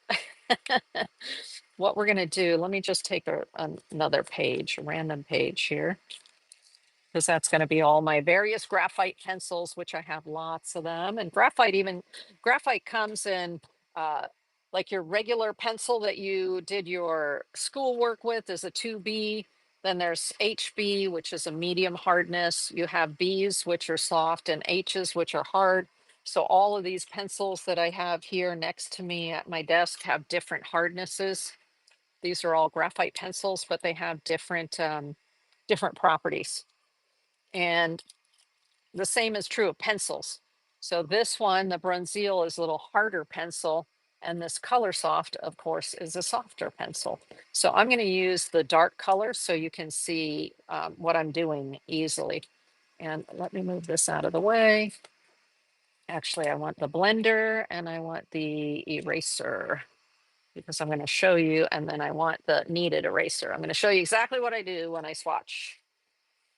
So this was the swatch set that I did so far with the color soft pencils, and I'm leaving room for more pencils. But I want to show you here how I do it. And let's make sure that this area, you can easily see this area right here. Yes, because I'm going to put it down here. So what I do is I start out, I'm going over the black line because I want to see how dark the color is. Does it cover over a black line or does it not? And I'm going to start with a super light pressure. So just barely going over, light pressure. Then I'm going to do a section where I push a little bit harder. So now I'm pushing harder to get more color off of the pencil. And then the last one, I'm pushing really hard directly down with the pencil. So what that does is it gives me 3 different grades. Here, let's get some dust off of there. So now I've got what it looks like when I put it down and lightly, what it looks like when I add just a little bit of pressure, and what it looks like when I put lots of pressure. Okay. And this color almost covers up that black line. So it's quite a dense color. This from Derwent Color Soft is Loganberry. Love this color. It's like burgundy wine. Okay, so that was just seeing what the color looks like on paper. And now we're going to just lightly, I'm going to put 3 coats. So I just came down. Now I'm going back up. I'm just using a pressure of 1, just lightly. And I'm doing about 3 to 4 passes. So I'm depositing a bunch of the pencil down on the surface. And right now, if you look closely, you can see the paper texture through there. You see that? You can see the paper texture. But now I want to blend it. So I'm going to use that Lyris blender and I'm going to blend it. And the interesting thing is some colors, when you blend them like this, they become another color, which is exactly what happens with this one, which is why I do this exercise with all of my pencils, because I want to see, is it going to change color when I blend it? What? Oh, okay. Let's pick up the little dust bits. So I'm using my kneaded eraser. I'm picking up the dusty bits here. There we go. Now look at how it completely changed color when I burnished it, when I blended it with that. Isn't that crazy? It's crazy. So just bear that in mind, that if you're going to burnish it or you're going to blend it, that sometimes your color, your tone straight off the pencil is not the tone that you get when you blend it. That's important to know. Okay, then the next thing is I'm going to erase it because I like to see, does it leave a stain on the paper or does it erase well? And so I'm using this eraser pencil from Faber-Castell. And I'm erasing, erasing, erasing. What I have found is these color soft pencils erase very nicely. And then I'll go back this way. I'm using the other one now and go back this way, do a final pass, and then get rid of the excess. So now you can see how well it erases as well when you use one of the erasers. All right. And then if there's any excess dust or sometimes color from my hands gets somewhere else on the page, then I just take my kneaded eraser. It's called a kneaded eraser because you're constantly kneading it like this, Knead, and folding it back on itself to get rid of the color. And then you can go in and pick up bits like this, or you can even do some erasing by rubbing right over the surface with these. This is studio essential right there. Okay, so that's how I do my swatching, and that's what I did here. These are all the color soft pencils that I have. Here's the Loganberry, where I saw, ooh, okay, the blended color is different from the color that goes down. So we're going to do this peachy shell. And so there's some, I would say there's some of this blush pink color in there. I want some of the blush pink. Do I want rose? I don't know. Rose is kind of really red, really, really red. I'm wondering for my darker areas. So I've got the blush pink I have white. So that's what you're going to do. You're going to examine your subject. You're going to decide what colors you're going to use. So I'm definitely going to need white. I always also use an off-white. So this one here is the ivory off-white. I always use a gray of some sort. There are warm grays and cool grays. So this is your cool light color, warm light color. The ivory is your warm light color. Your white is your cool light color. Then you can have warm and cool grays as well. Let me see, I have a warm gray and a cool gray here. So I have, this is French gray, which is warm. And then this is granite, which is cool. So those are two grays with the warm and the cool. And then I really like this Progresso, the gray from the Progresso. So when I start my painting, I always use, or my drawing, I always use the lights and the whites and the grays. And then I move into the colors. Okay. What about, I think the bright orange, the blush pink and the bright orange, I think are the colors I'm going to want for this one, this project. So like I said, see how there's a little piece of paper towel in here that just keeps things from rolling around too much. So what I do with my working set is I take out the things that I'm not working with. So I don't need the yellow. What color is this? Lichen green. That's a kind of a gray too, but I don't think I need that one. Okay. And I will need the blush pink. This is a black. I might need the black in the shadows.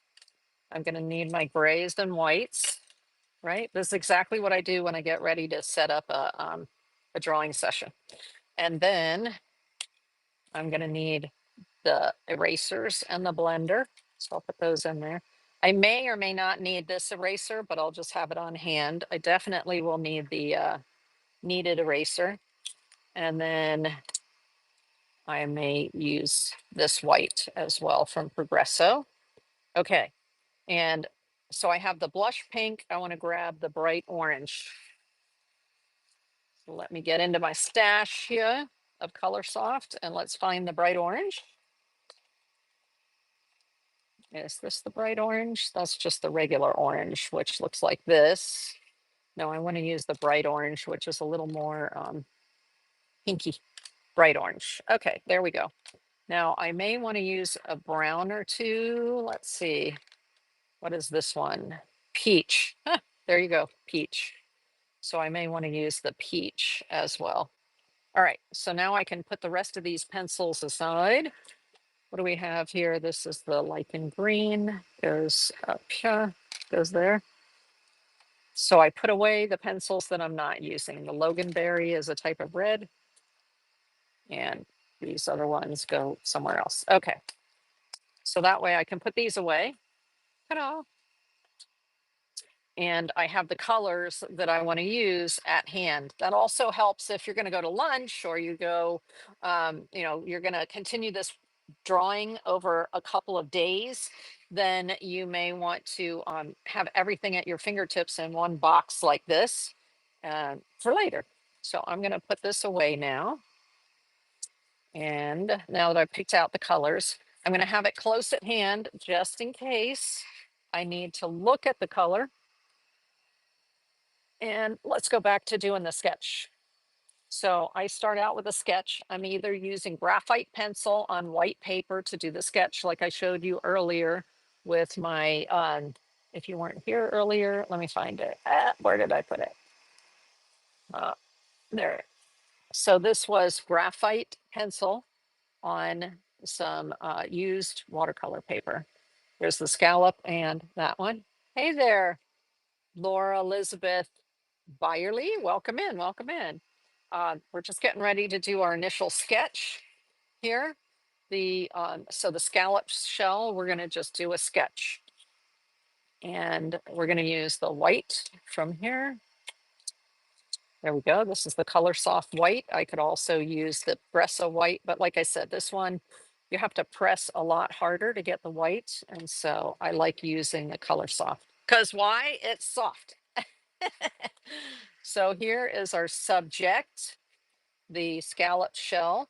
So I like to do a sketch so I just get a feel for the subject before I go into color.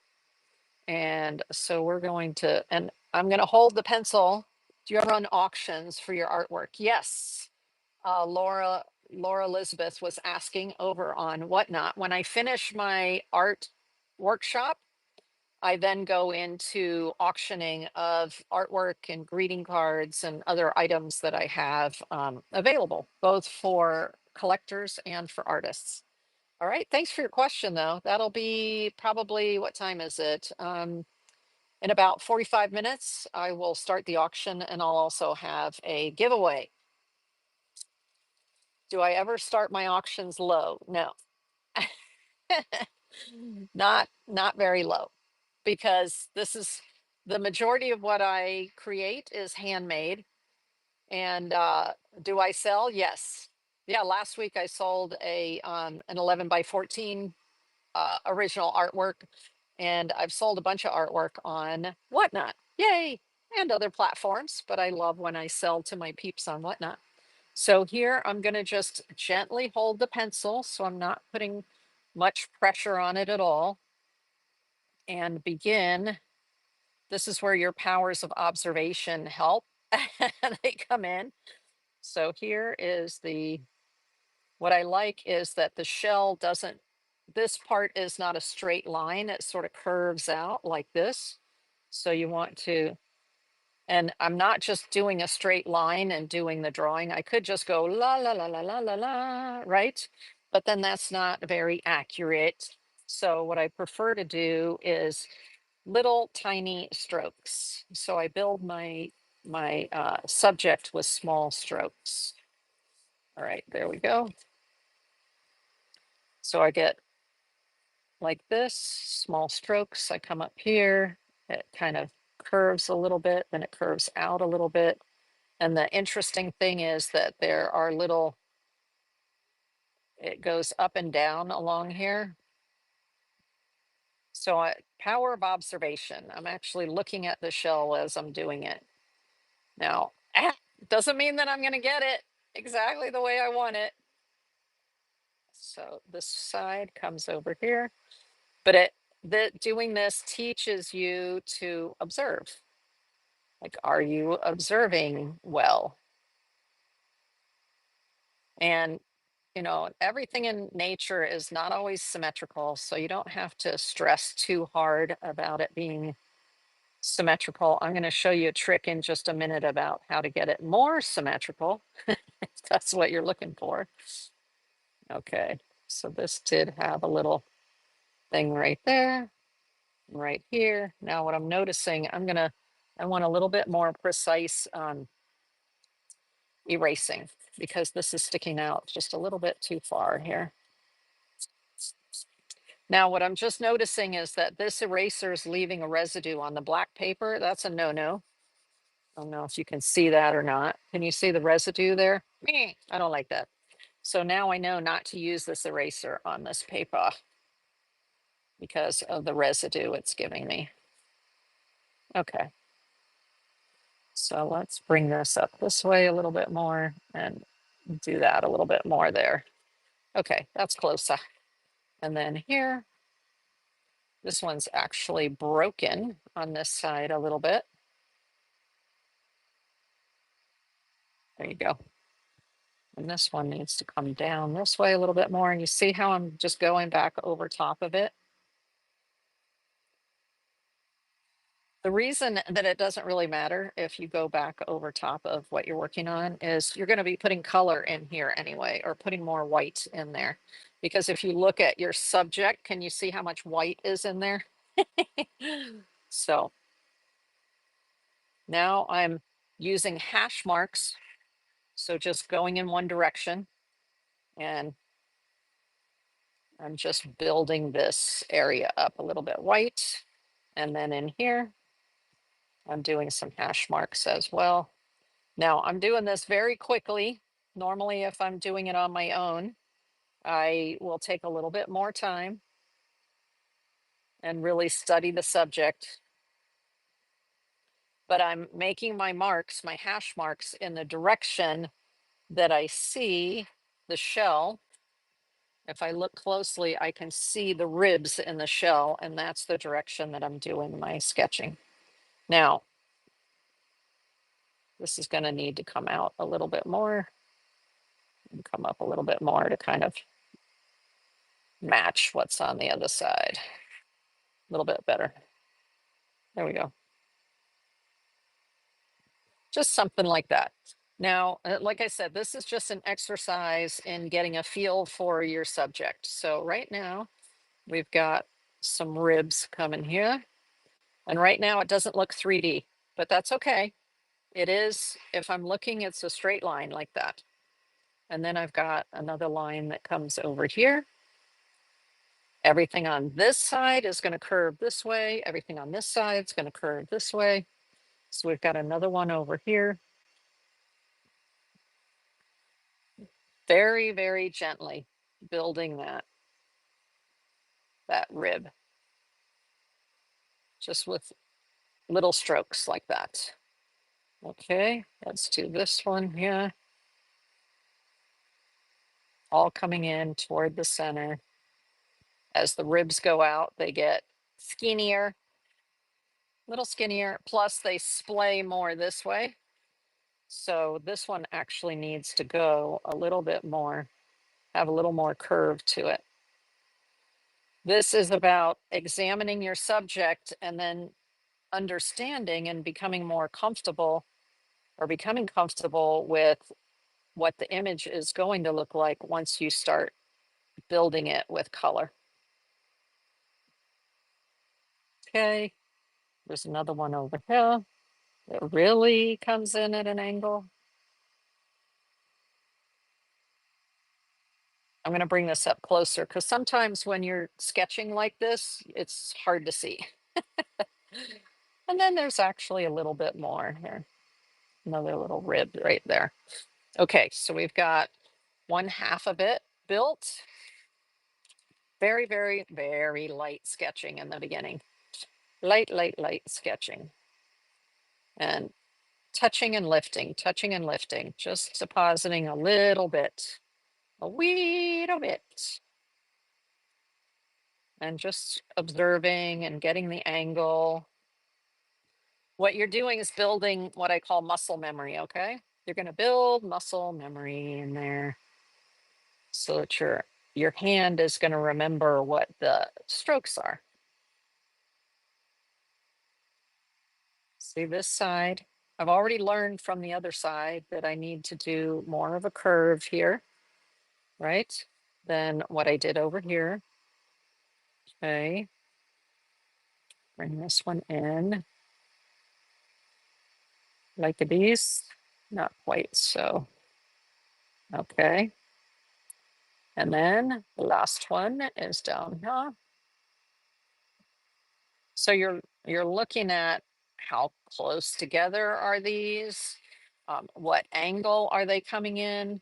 Move your pencil in the direction of the way that it grows. If you're doing animal hair, of course, you're flicking your pencil in the direction that the hair is laying, and you can generally see that in a good photograph, right? Okay, this actually has a little bit more brokenness to it. Okay, so that's my initial pencil sketch, and it gives me a feel for where things are. And I'm going to bring it up here. Now, the next thing you're going to want to do, though, is you're going to want to look at where are my whitest whites and my darkest darks. So you're going to examine that. And the interesting thing about this shell is it has some not only general white ribs, but also you've got some lines running through there. Hey there, Turkish girl over on YouTube. Welcome in, welcome in. So I want to lay in those lines, and to help me a little bit, I'm going to use this picture because it kind of gives me more of an idea of where they are, right? I generally will use a photo and use the original and go back and forth from them. So let's use the photograph here. Let me move that out of the way so it's more flat. And so I've got a heavier white right in here. So now what I'm doing is, again, very lightly, but I'm going in the direction of the white that I see. So the interesting thing about this white is it goes across the shell this way instead of up and down this way. So that's what I'm doing here is I'm just, after I've got the ribs, the lightness of the ribs, then I'm building in the part that comes across here. So I've got some here. Now I'm not just doing a line here, I'm also doing little circles. And the reason is because you see this right here, that's a little blob.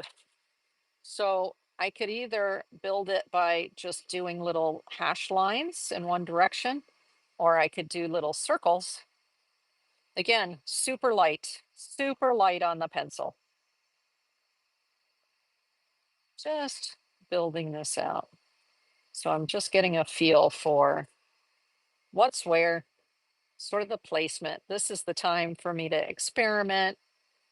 Maybe I want to change up the shape a little bit. Change it. Maybe I want to change some of the features. This is the time to do that. Okay, so you get the idea. I'm just building that white across here. Okay, so I would go on and I'd build all of that white. There's even this white here. The interesting thing about the white here is you see how it follows along with the ribs, and it's at different, it's broken up. It has little different sections there. So I'm going to start it here, and it goes across that rib, and then it goes down a little bit like this, and then up a little bit like this. Short little strokes I'm doing. But I'm just observing and I'm seeing, oh, okay, where's that white? Up and down, up and down.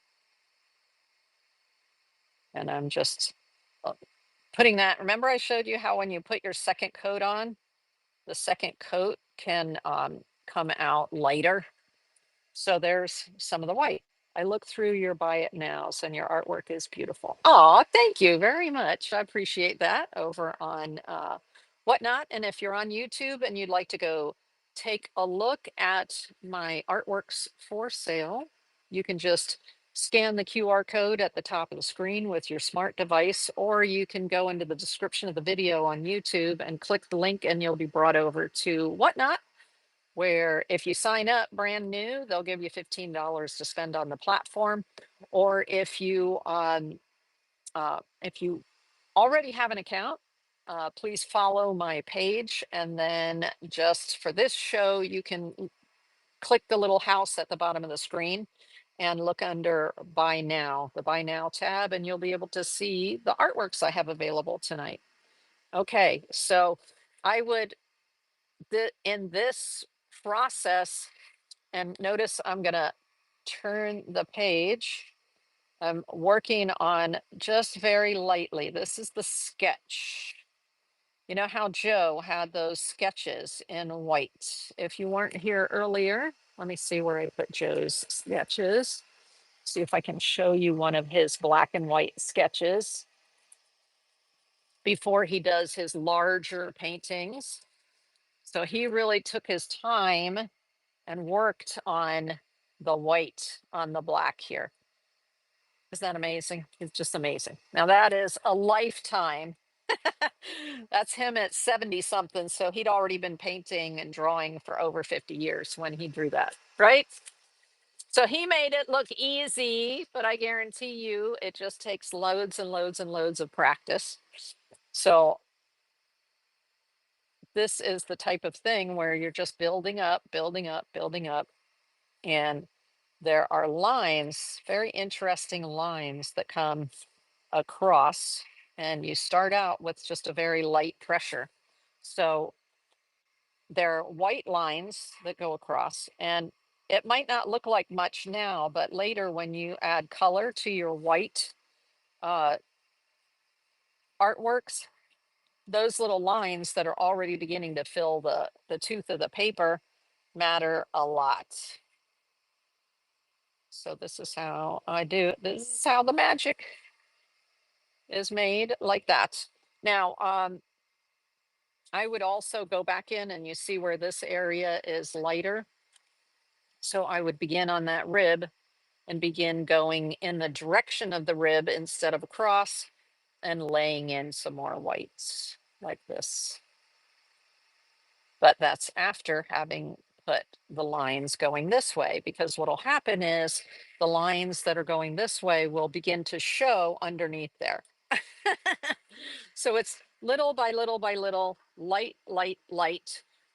When you get more toward the end and you want those whites in certain areas to be much more prominent, then for instance here, this is using about a 3 pressure, and I'm building the ribs where the ribs meet the tip here. So you see how I get a lot more white off there, and that's from putting more pressure. But I don't do the more pressure until I've spent the time building up the painting, or I keep saying painting because I do lots of paintings, right? But building up the pressure before I go in and do that. Also, if you look here, you have the lighter rib and then you have a little dip in between there. So remember I said that I have my cool white and my warm white, which is an ivory color. So, and even on the black paper, I might come in the areas that are where the dip is and add some of the ivory in there, which is a warm white. And that'll begin to give the impression of an area that's in shadow, like that.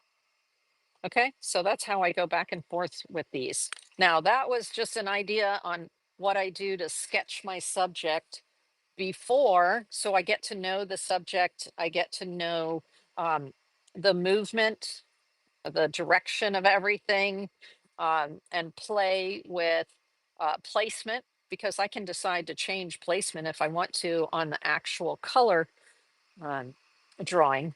So what we're going to do right now is we're going to switch to a colored paper. But I would normally sit here and spend maybe, usually for a sketch like this, I spend 45 minutes to an hour to do the sketch and make sure I have the placement of everything where I want it. Okay, so let's put that away. That was the black mixed media paper. Now let's go with a beautiful toned paper. Which tone do we want to use?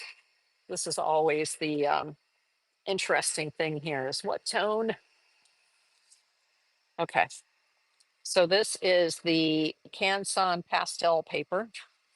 And if I have an orange, um, if I have something that's orange and I'm going to be using orangey colors on top of it, I want to look at my color wheel, if you're not familiar with a color wheel, and I want to select a paper color that's opposite of what's on the color wheel here, from the color of my artwork or the color of my pencils. So I've got oranges and kind of pinky. So I want to look here. I'm going to be using my red orange, and what's opposite red orange on the color wheel? A blue green.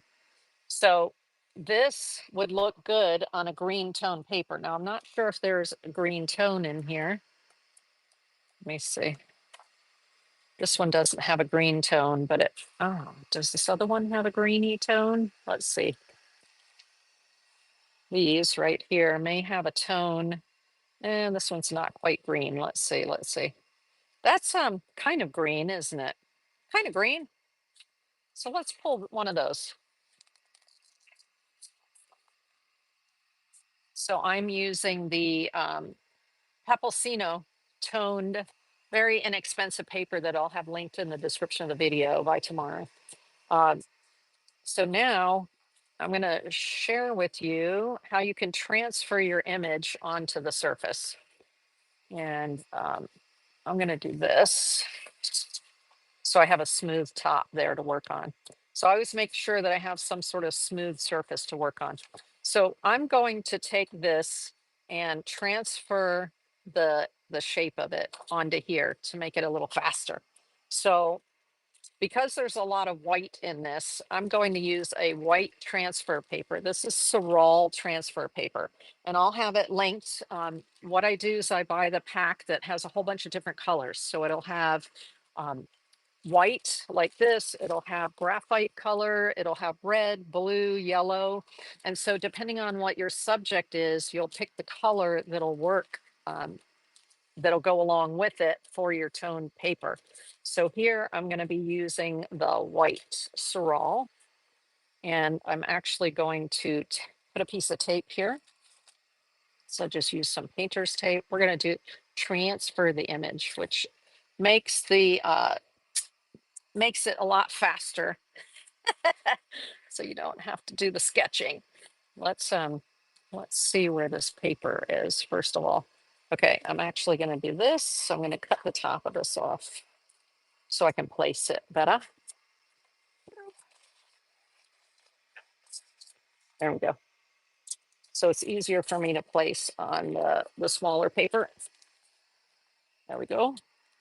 And I've got the white. Now the white has two sides. It has a side that is going to deposit white, and it has a side that won't. So you may have to test it. So what I do is I take my paper and I flip the paper over to the back. And then I think that the side that's going to deposit is here. So I'm going to take my the tool, the embossing tool, which I put where? Here it is.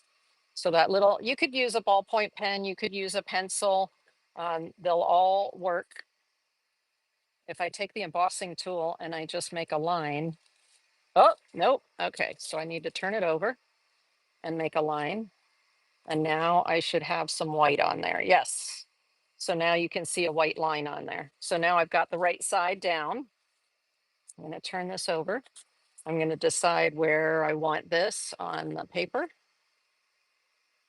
Bear in mind when you're doing these, there's a shadow over here. So it's not going to be perfectly in the middle unless you're going to not do the shadow.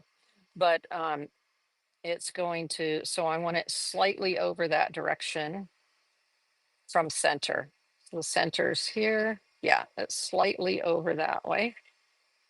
And then I'm going to make sure that I've got it right as far as up and down. Yes, I'm going to make sure I have it right this way.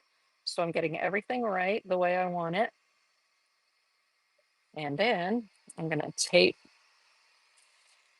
it down. I'm going to put some tape on here.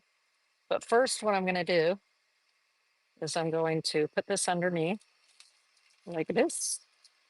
So I'm holding down the paper, putting this underneath, bringing it so the tape will be on both. So the tape will be on the paper, the tracing paper, and my image. There we go.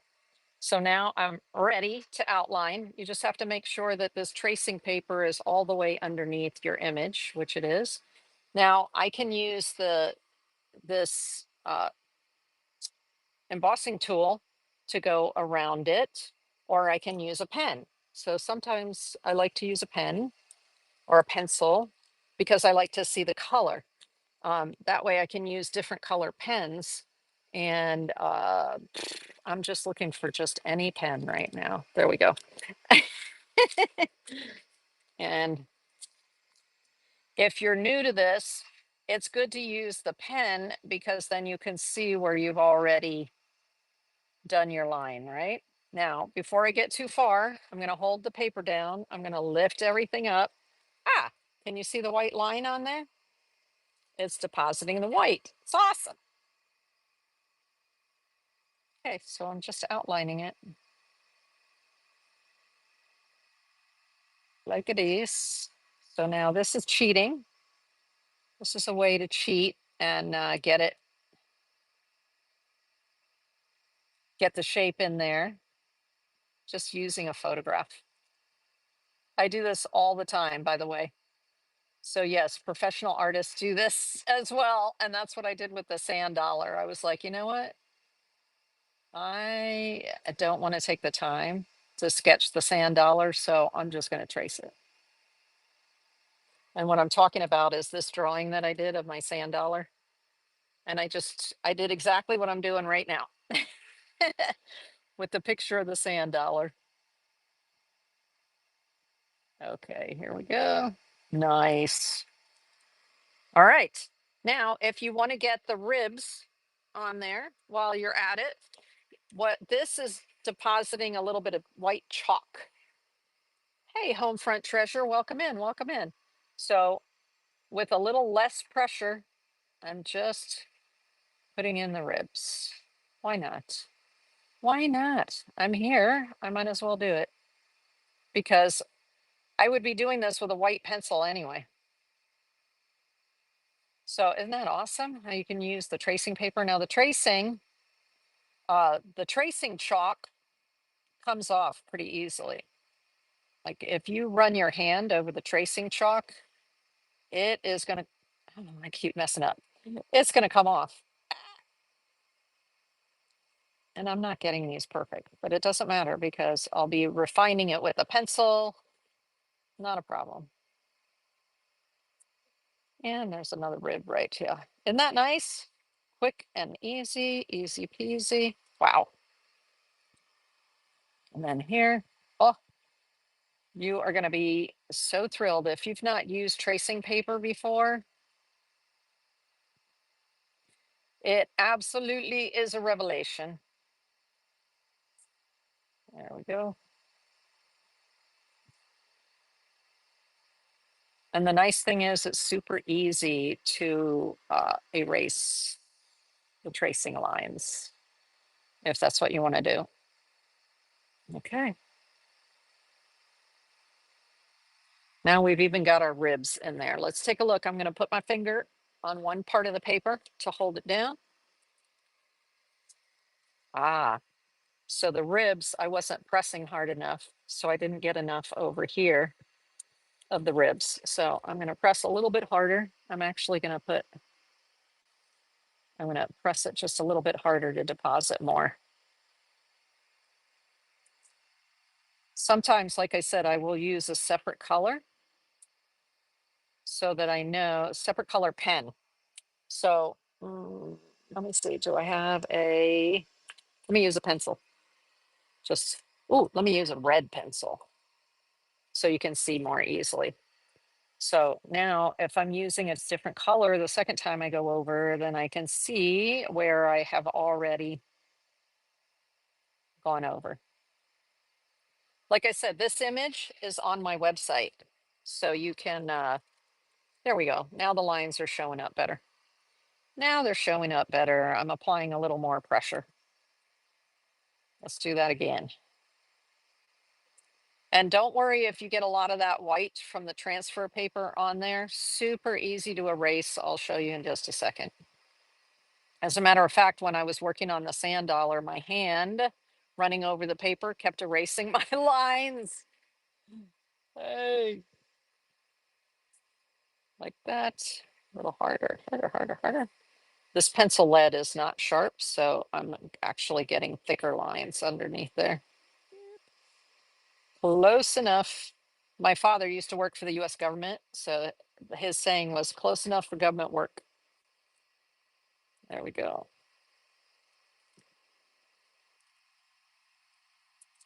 Nice. And then I'm just going to put this line here. All right. Now, finger down. Let's see what we have. Mo better, right? Mo better. All right. When you're satisfied, the nice thing about using painter's tape is that you can just easily lift the painter's tape. There we go. Oops. So I can use this picture again if I want to. And normally what I would do is I would just pick a different color pencil or different color pen to do my lines the next time. And ta-da! Oh my gosh, just makes your life so much faster and easier. Uh-huh. All right, now I'm going to show you how this transfer paper mark comes off. If I run my finger over here, you're going to start to see it. It'll start to smudge. You see how the color begins to go away a little bit? You can always use a paper towel. That'll bring it away even more. Not everybody likes to have bright white lines or bright, whatever the color is that's coming from your transfer paper. So I'm using the paper towel to just lighten those lines a little bit. Or what a lot of people also do is they will use their this eraser, the kneaded eraser, and you can just put the kneaded eraser on top and it lifts up a bunch of the chalk that was put down with those lines. So that's another way that people lift the chalk from the transfer paper so that you just have enough that you can see. Now, I usually will keep my, if I have a piece, a live piece, I'll keep it right next to me as I'm drawing so that I'm working from life, and I keep the photograph close by so that I know what the piece looks like. Let's do this so that maybe you can see it too. Thank you for spending your Sunday afternoon with me or evening, depending on where you're located, or morning if you're over in Europe, perhaps. One of my daughters lives in Greece, so she's sleeping right now. Mm. All right, what am I going to do? I'm going to make sure that I have a piece of paper next to me like this so that I can test colors if I need to. Let me make sure that that's in frame. Yep, you can see it. Okay, so then white, depending on your subject. My subject has a lot of white in it, so I'm going to start with white. If your subject had a lot of a different color in it, maybe a lot of blue, a lot of brown, a lot of green, you would start with that color, the lightest version of that color. In this case, I'm going to start with white because there's a lot of white in this shell. And I'm going to begin building up that center rib, right? And so let me make sure it looks like there was some other color on there from burnishing that I had done. So I'm going in the direction of the shell here, and I'm putting some of the white, light, light, light, light, light. First layer. So I'm just going light like this. Nice. Now what we're going to do is just work on half of this. I'll finish the other half at another time. This one, there's less white. In the second rib, there's more of the orange. So I am going to put some white in it, but I'm just going to go very lightly with the white. Light, light, light. Even lighter than I just did, so that I'm depositing less white. I do want white, I just want less white. Actually, I want white in every area here, even in the shallow areas here. Just a tiny bit of white. What I like about having paper that already has color on it is that that color can lend itself toward the shadows. So I am putting a little bit of white, but I'm pressing at maybe a 1/2, meaning I'm depositing more here with maybe a pressure of 1.5, and I'm depositing less white in the area that's going to be the shadow area. Okay. And then the next one over is more white. So I'm going to press just a little bit harder to deposit more white, but notice I'm going very slowly. I'm not putting too much color down. I'm going to go back and build the light white in the shadow area so that I'm beginning to fill the tooth of the pencil, I mean, of the paper. That's what happens there. Okay, a little bit harder here. Can you see lighter and darker areas now beginning to form? And then the next one over is moderate. There's not, it's going to have a lot of orange in it. So you don't want to fill the tooth of the paper up too much. You just want to start the process with the light color. So that means here, this one's going to be the darker area. So I'm just going to put a tiny bit of white in the darker area. This one, I need a little more white here. This one over here, let's see. So I'm just going to do that. Then there's a lot of white over here. And I'm hatching. I'm doing hatching marks, right?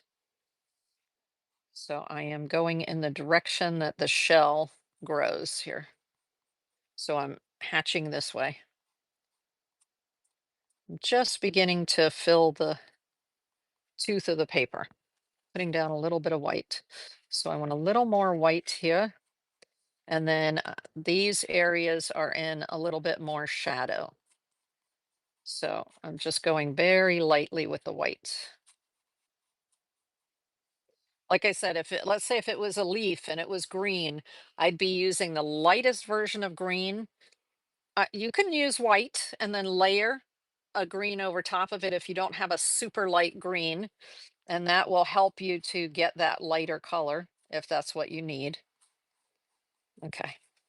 This area down here, it actually extends down just a little further. when I'm looking at it here. So I'm gonna bring it down just a little bit further. I want a little more drama in where these come in. There we go. Right? So I wanted to extend that down just a little bit. And it's fine that there's a white line behind it. No worries, because I'm only using the lightest pressure right now with my pencil. So that line that's underneath the white pencil right here is going to be covered up eventually. Okay, we're just working on this half. I'll finish the other half off camera. So now I want to look at where are these white areas, and there's white that comes this way, right? Remember we said there's white that goes, there's bands that go around this way. So from here, I'm just going to put in some white bands, and I'm using about a 1 to 1.5 pressure. And it's just building that suggestion of the bands. Now, normally I would have finished the ribs going this direction, and then I'd do the bands all the way across there, all the way around. Okay. This is just giving the suggestion of bands. They're pretty close together. You can probably already see it's beginning to build a concept here. You can already see, oh, wow, that's really cool. Let me bring it up closer for you. I can see it with my naked eye. I don't know if the camera can see it, but it's already beginning to be like, wow, that's really cool. It's beginning to build the idea of the shell here. Love it, love it, love it, love it. So I'm just gonna bring this around like it is. I'm not gonna take too long, because normally the other scallop shell that I did, and I'll show you that one real quick if you weren't here earlier. I see it, Dragon Hoarder said. Yay! Hi, Dragon Hoarder over on whatnot. So this little shell that I did here, which is if you weren't here earlier, let me see if I can find those. They are so stinking cute. Come on. I got the other one in my hand. Hold on. I want to get the original out here so you can see the drawing versus the actual shell. Well, that's why it was hiding off to the side here. So this is the actual shell right here. And then this is the drawing of the actual shell right there. This one has many more ribs in it. You see all those ribs? So this drawing took me about 2 hours to do, just so you get a feel for how long it takes, starting from super light, light, light, light pressure. But there's one more trick before we get into color. So let me do a little bit more of the ribby ribs here so that you can get more of sort of an authentic view. So now, before I start um, the next part of it, I'm looking at these whitey, very, very white areas here. So on this one, you can see right here and right in here, right? You see these very white areas. So layer number two, I'm going to go in and I'm going to figure out where those white areas are. And I'm going to do a little bit more, deposit a little bit more white. And the reason I'm doing this is the paper has texture to the surface if you looked at it under a microscope. And so I need to begin filling that texture with the white. So when I draw back over top of it with color, it will not deposit color where I've already filled up the tooth with the white. Okay. And there's actually a little bit that comes up. So I'm using about a 1.5, well, maybe a 2 in terms of pressure. Okay. And I'm just looking at how it's progressing over top. I'm not doing my final pressure. I'm just getting an idea of where it's going and depositing part of it using about a number 2 pressure. And there's another little bit here. So that's the trick with colored pencil is layer, layer, layer, layer, layer, layer, layer until you've filled up that tooth. Okay, so there's another little bit of white, and then there's a line over here that starts right about here, and it comes up, and it actually goes, and then over here, it starts right about here and comes up. So I'm actually doing my strokes like this because if you look at the shell, that's the shape of the shell. So that's the part of the trick to getting the feel for the 3D is actually going in the direction of your subject. Okay, so we've got this here, and so I'm hatching. I'm going all in one direction like this and creating that. And then it jumps up a little bit along here, along this rib. So since it's kind of following the ribs, now I'm going in the direction of the rib to kind of where the rib where the rib is high, it's lighter. Where the rib is low, it's darker. So I'm just depositing a little bit more in the direction of the rib because it's going to be slightly lighter right there. Okay. So now you begin to see the 3D effect take hold. Let's do this. And so power of observation, right? This is in between there. And then this is a rib right here. So I'm going in the direction of the rib right there. So now we're beginning to build a 3D um, ribbed white color. Now I'm going to build more layers before I bring in the heavy, heavy, heavy white, meaning where I'm pushing really hard. Let's do the pushing really hard right here because there's a little teeny tiny white rib, white line right here. And so now I'm using about a 3, between a 2 and a 2.5 and a 3 in terms of how hard I'm pressing.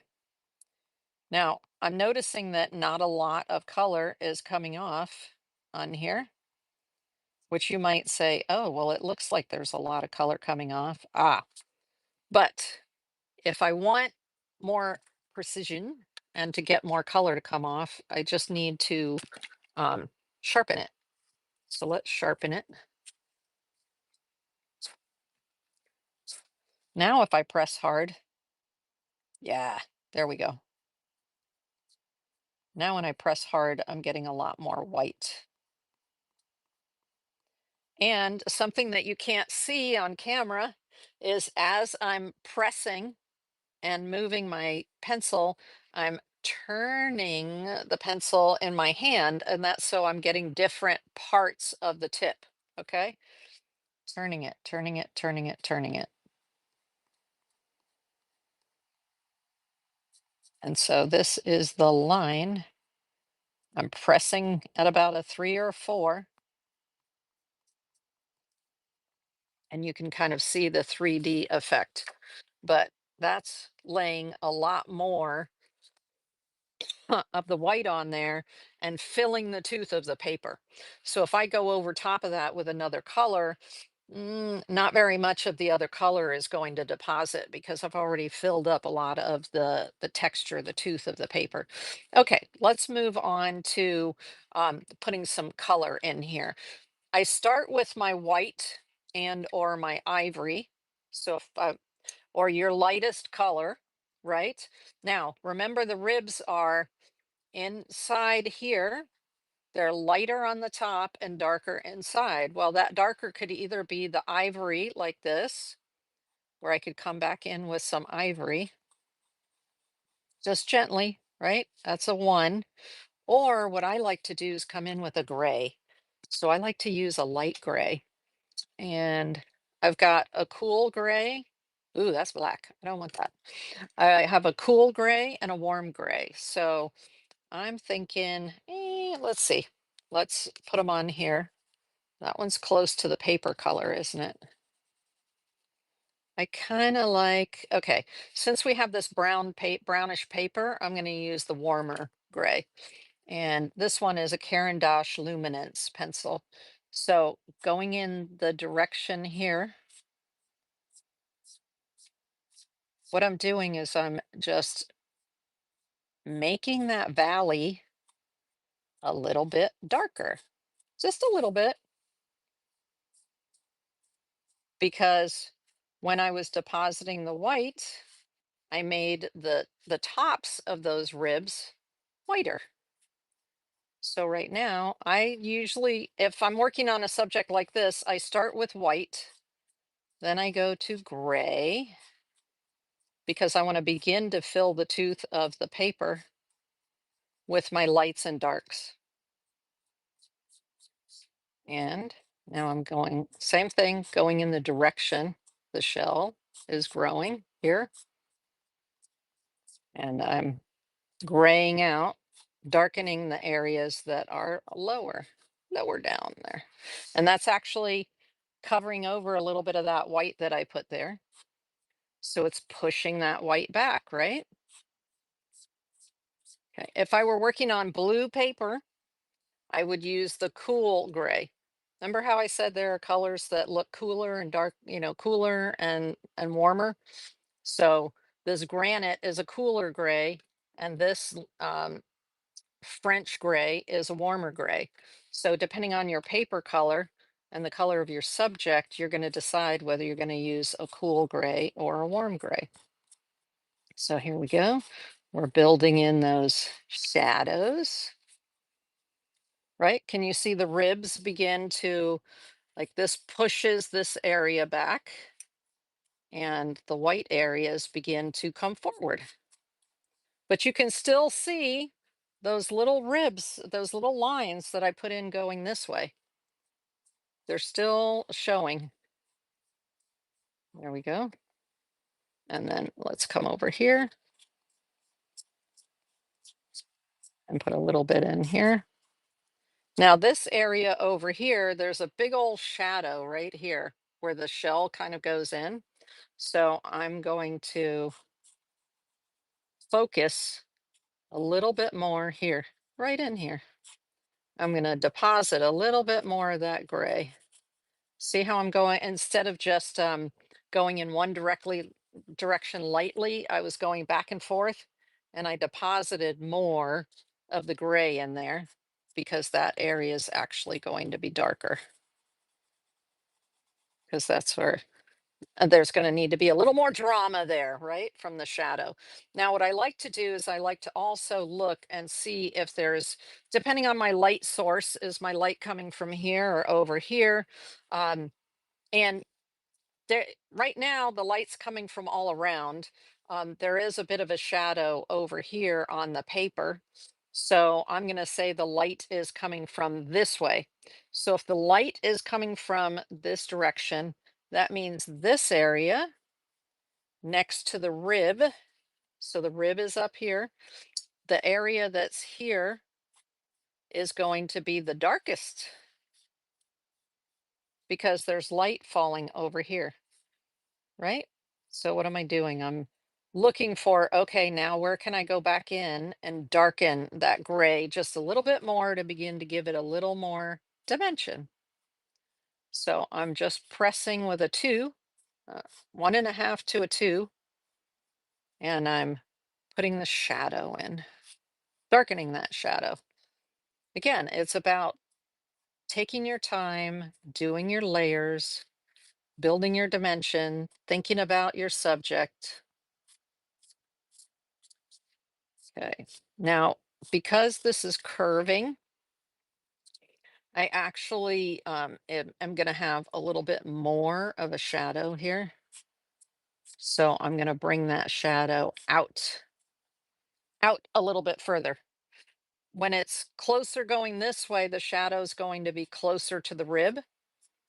But as it goes this direction away from the light, it's going to begin to get darker a little bit further in. I know you can see the dimensions starting to develop though, because I can see it pretty clearly. And we've only used two colors, but of course we have colored paper. Colored paper is awesome. I love using the toned papers. Okay. And then we can do a little bit more here also. All right. So now we're beginning to see some dimension build here, but we've still got our lines going this way. They're still showing. Awesome.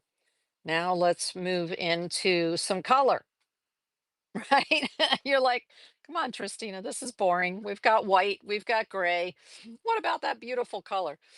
Okay, we're going to start easy. We're going to start with the lighter colors and move to the darker colors, right? So the progress is lightest color, shade, darkest color, or I'm sorry, next uh lightest color, the next lightest color, or I'm sorry, the next darkest color, the next darkest color. So I start with the lightest, move toward the dark, and then at the very end I come back in with the lightest colors and go over top. This is kind of an unusual process. So what I'm noticing is that this first rib is not as colorful as the second, like every other rib is more colorful. So there's a little bit of color on here. What color is this? Peach. So I'm just, with a light touch, I'm depositing some peach in there. Just, this one has a little bit more peach, or a little bit more color. I don't want to fill too much of the tooth because I want to be able to come in with another color still. So I'm actually just going to introduce the peach. Introduce it, introduce it. There we go. Into here. So begin to lay in some color. And over here. All right. So I've introduced a little bit of the peach, which on this brown paper, you're like, okay, where's the peach? If I put it over here, you can see the peach more because it's on white. Here it's on brown, but it's doing its work. It's doing what it's supposed to do. So we're good. Now I'm just adding a little more color to the edge here. Okay, let's put the peach down. The next one we want to use is the blush pink. So there's a little more color on the end here. Now I'm pressing with about a 2 because I need to get this color into the tooth of the paper. And there's already some other layers, right? So I want it to be a little bolder here at the end. You can even do circular motion. I like to, if I'm at an edge, I can use a circular motion to get more of a deposit. Ooh, now you're starting to see color. Yes, ma'am. You're beginning to see the color come. Now, normally I would have already had white right here. And what you're going to notice, for instance, when I go over here with the color, it maintains some of that white. That's why you want to put that white band across the whole thing before you start going in with color. Okay, this one is actually a little more, depositing a little more color here. So I'm pressing a little bit harder because I want to deposit a little more color here. There we go. Now it's going to go over top of that white. And then this one, I don't need as much color, so I'm just doing a few strokes here and there. There we go. Oh, now we're starting to see color. Awesome. Love that. And then over here. Now, there is color in the shadows. So I would come back and build some color into the shadows. And then there's color over here. And there's also still some color down in here. And there's some color up in here that goes this way. There's color that goes this way. So I'm building in some extra texture in the direction that I see the color going. Okay. And then there's some more color in here, and it goes up and over. So now we're beginning to see something appear on here. Let's, I actually want to do a little bit going in this direction with this particular color. So I'm gonna throw a few lines in going this way just to accentuate that texture.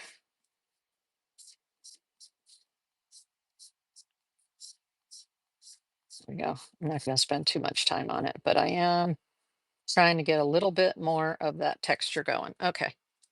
So now I'm going to bring it up closer so you can see more color has been deposited. And I'm going to put a little bit of the color in the shadow area as well,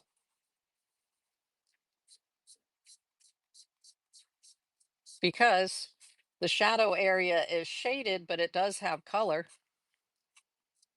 I might, sometimes I'll put a darker version of your color in the shadow area as well.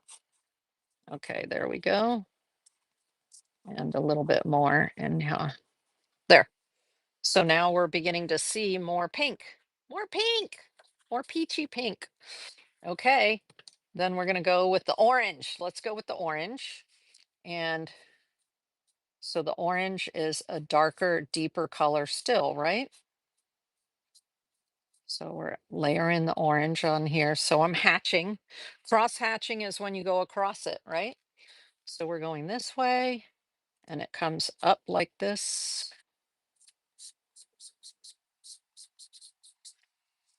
Okay,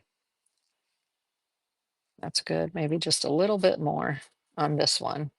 Now there's less on this one, but what I'm going to do is, instead of putting it on the whole rib here, like I just did there, actually I want the edges right here are darker. So I'm pressing harder on the edges because I want more paint, more color to come off there.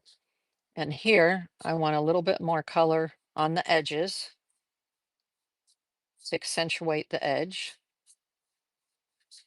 And then just very light touch, light, light, light. So I want the color there, but I don't want it to overwhelm that pink. Okay.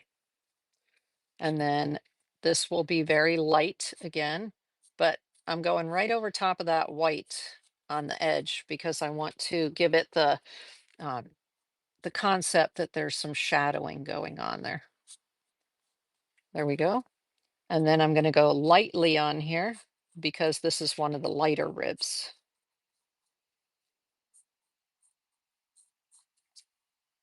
All right. And then I'm going to go darker on this one because this is one of the darker ribs, darkening the edge where it meets the shadow.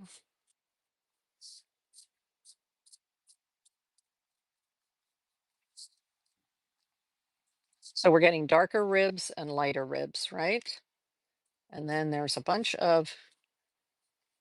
shadow over here, right? So I'm going to darken the color right in here.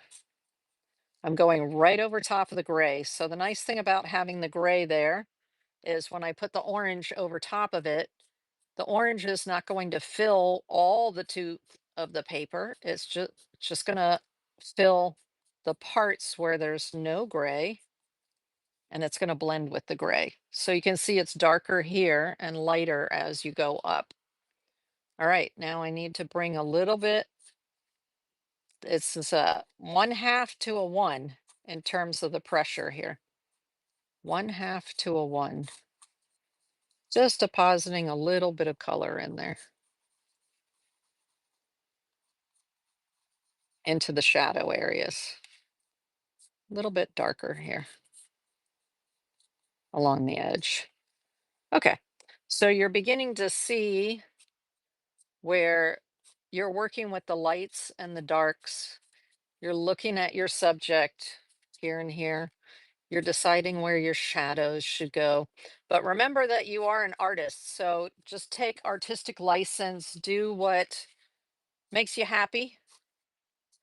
Maybe you want the colors to be totally different on this shell. Maybe you don't want the shell to have the color that it's showing here, right? It's up to you to pick and choose and select. Now, when you work with colored pencils, you do want to have quite a range of pencil colors to work from. It does help a lot. Now, I'm noticing that it's not just white along the edges. So I'm bringing the rose color. It's a blush pink, and I'm actually putting it over top of that white line. And I'm pressing it about a 3 because I want to deposit pink and I want to cover up that that white. But the nature of the white is going to show, a little bit of the white is going to show through anyway, and it gives you a nice defining line to the edge of your shell.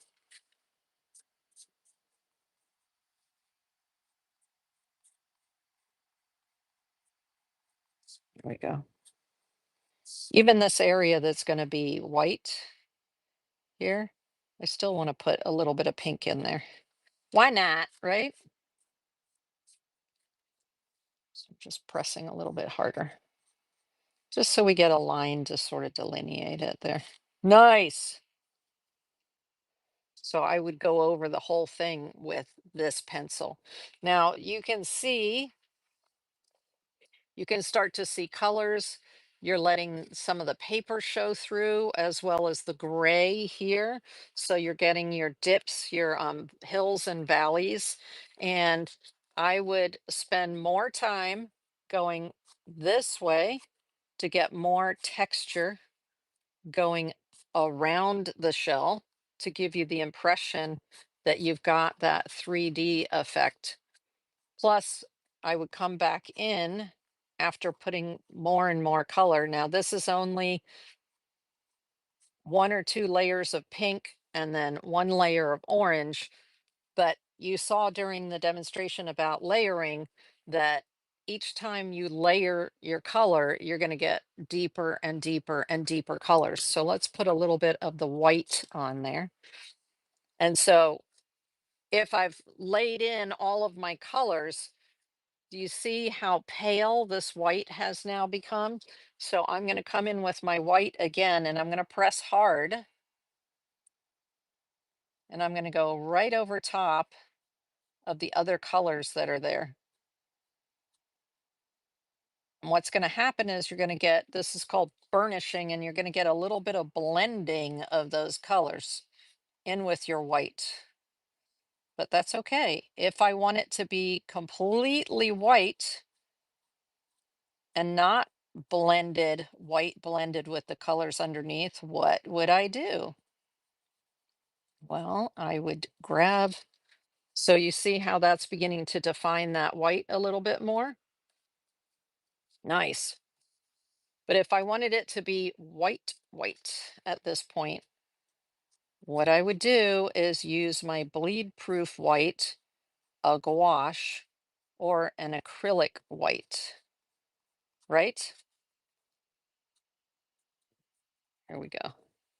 So this is just burnishing the colors in, adding more white. But if it doesn't come up white, white the way I want it to be, I can switch to another white because sometimes a different formula of white will go over top of it better. So that's why I have this Progresso white as well. So sometimes that works by just changing up to a different brand. Or let's do the bleed proof white. So this is the PH Martin's bleed proof white that I told you about. And we're going to use a little brush and we're going to apply it just like my buddy Joe did to his paintings after he was done. Even when he was just doing the white on black, when he was finished with the paintings, he looked and said, where do I need more contrast? And he came in with some white acrylic. So I'm going to do this on a little teeny tiny brush. I like to get my brush wet first and then partly dry it on a paper towel.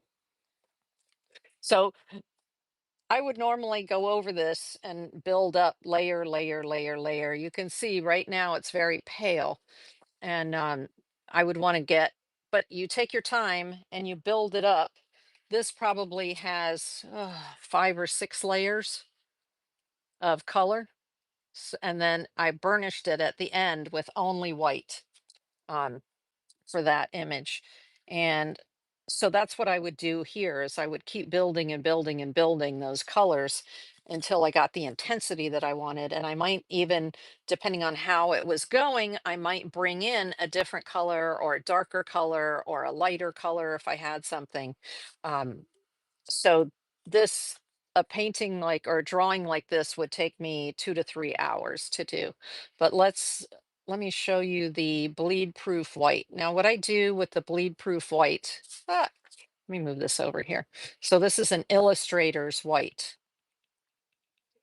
and you can use it on top of watercolor. It's called bleed proof white because the watercolor will not bleed back through it.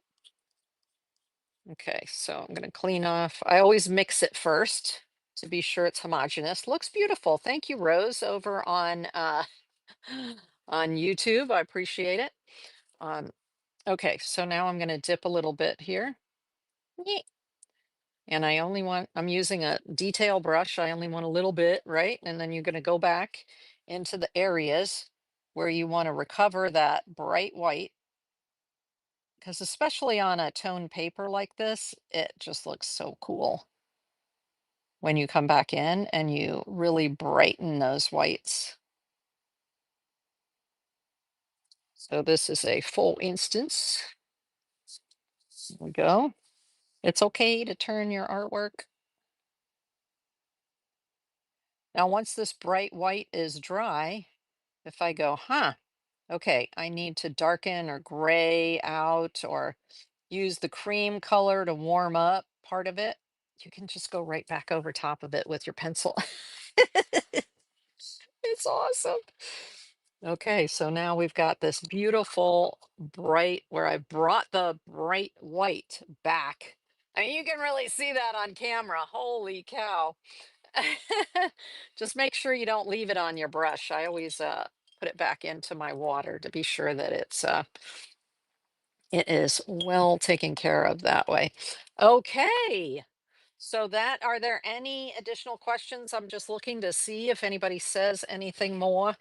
Um, like I said, I would sit here and build up layer, layer, layer, layer, layer, layer. And then at the end, I would burnish it with a white or an ivory cream. I would come in and just burnish the whole thing, meaning push all of that pencil into there. I know sometimes people want to know, oh, do you set it afterwards with a setting spray? And usually I am, for instance, with this piece, if what I've found with sprays is that if you do that, you may end up changing the colors and you may not want to change the colors. Um, so I just mount these in a mat. So for instance, let me take this out and I will show you. So notice my pencil colors that I put down here to see what pencils I wanted to use. Um, that was my pencil guide. Let me take a mat, like just a regular mat here. And there you go. So now that's what it would look like with the mat on it. Sometimes it helps even as you're working on a piece to throw your desired color mat. I have black mats and white mats that I work with, sometimes ivory mats. And I want to see, is it Even when you do the outline, is it going to fit? Like, what mat is that going to fit into? Now, I have a skinnier mat like this, and this one would fit in with the skinnier mat. See? So the outside of it, see how this one's wider and this one's skinnier? They both come to an 8 by 10, but because I'm putting these in mats like this, I they're going to be put in a um a frame with glass over top of them. So I don't spray them because I don't want to change either the color of the paper or the color of the artwork. And sometimes that can happen when you put on some sort of a setting spray.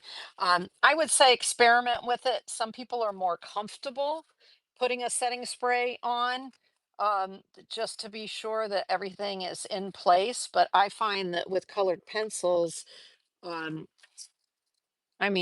because I went back with a white pencil, I literally went back with a white pencil and burnished this whole thing, pushed everything in. So it's not coming up. Now you want to try not to put your oil from your fingers on there, which is why I use the burnishing. I use this Splendor sometimes to burnish if I want to get that smooth burnishing, instead of the finger, because or I use the little brush, or I use the little eraser. Where is it? This one, to get things off. It's better to do that than to get your oils on the paper, because that messes up the paper and it messes up the way your pencils lay down. Okay. But that is it for the demonstration. I'll continue to work on this, and then I'll be able to show you all um, what it looks like next week. I should have it done, and then we'll be able to see like how well did I do. But you know what? You're going to do as well as you want to do. You're going to get it to the point where you want it. I actually love drawings where the whole drawing is not done, and so you see part of it undone and part of it done. I love that look. uh, oh, I see here that I have this piece of glassine that I had told you about earlier. When I get further along in the layers, if I'm working on an area, say over here, and I need to rest my hand, I put this piece of glassine, or you can use parchment paper, and then, or a piece of paper from the copy machine, and then I put my hand on it, and that helps me to steady my pencil if I'm working in a small area or an area where I have to reach over the artwork, especially when you're working on bigger pieces, bigger drawings. Then you definitely need to use something to put your hand on.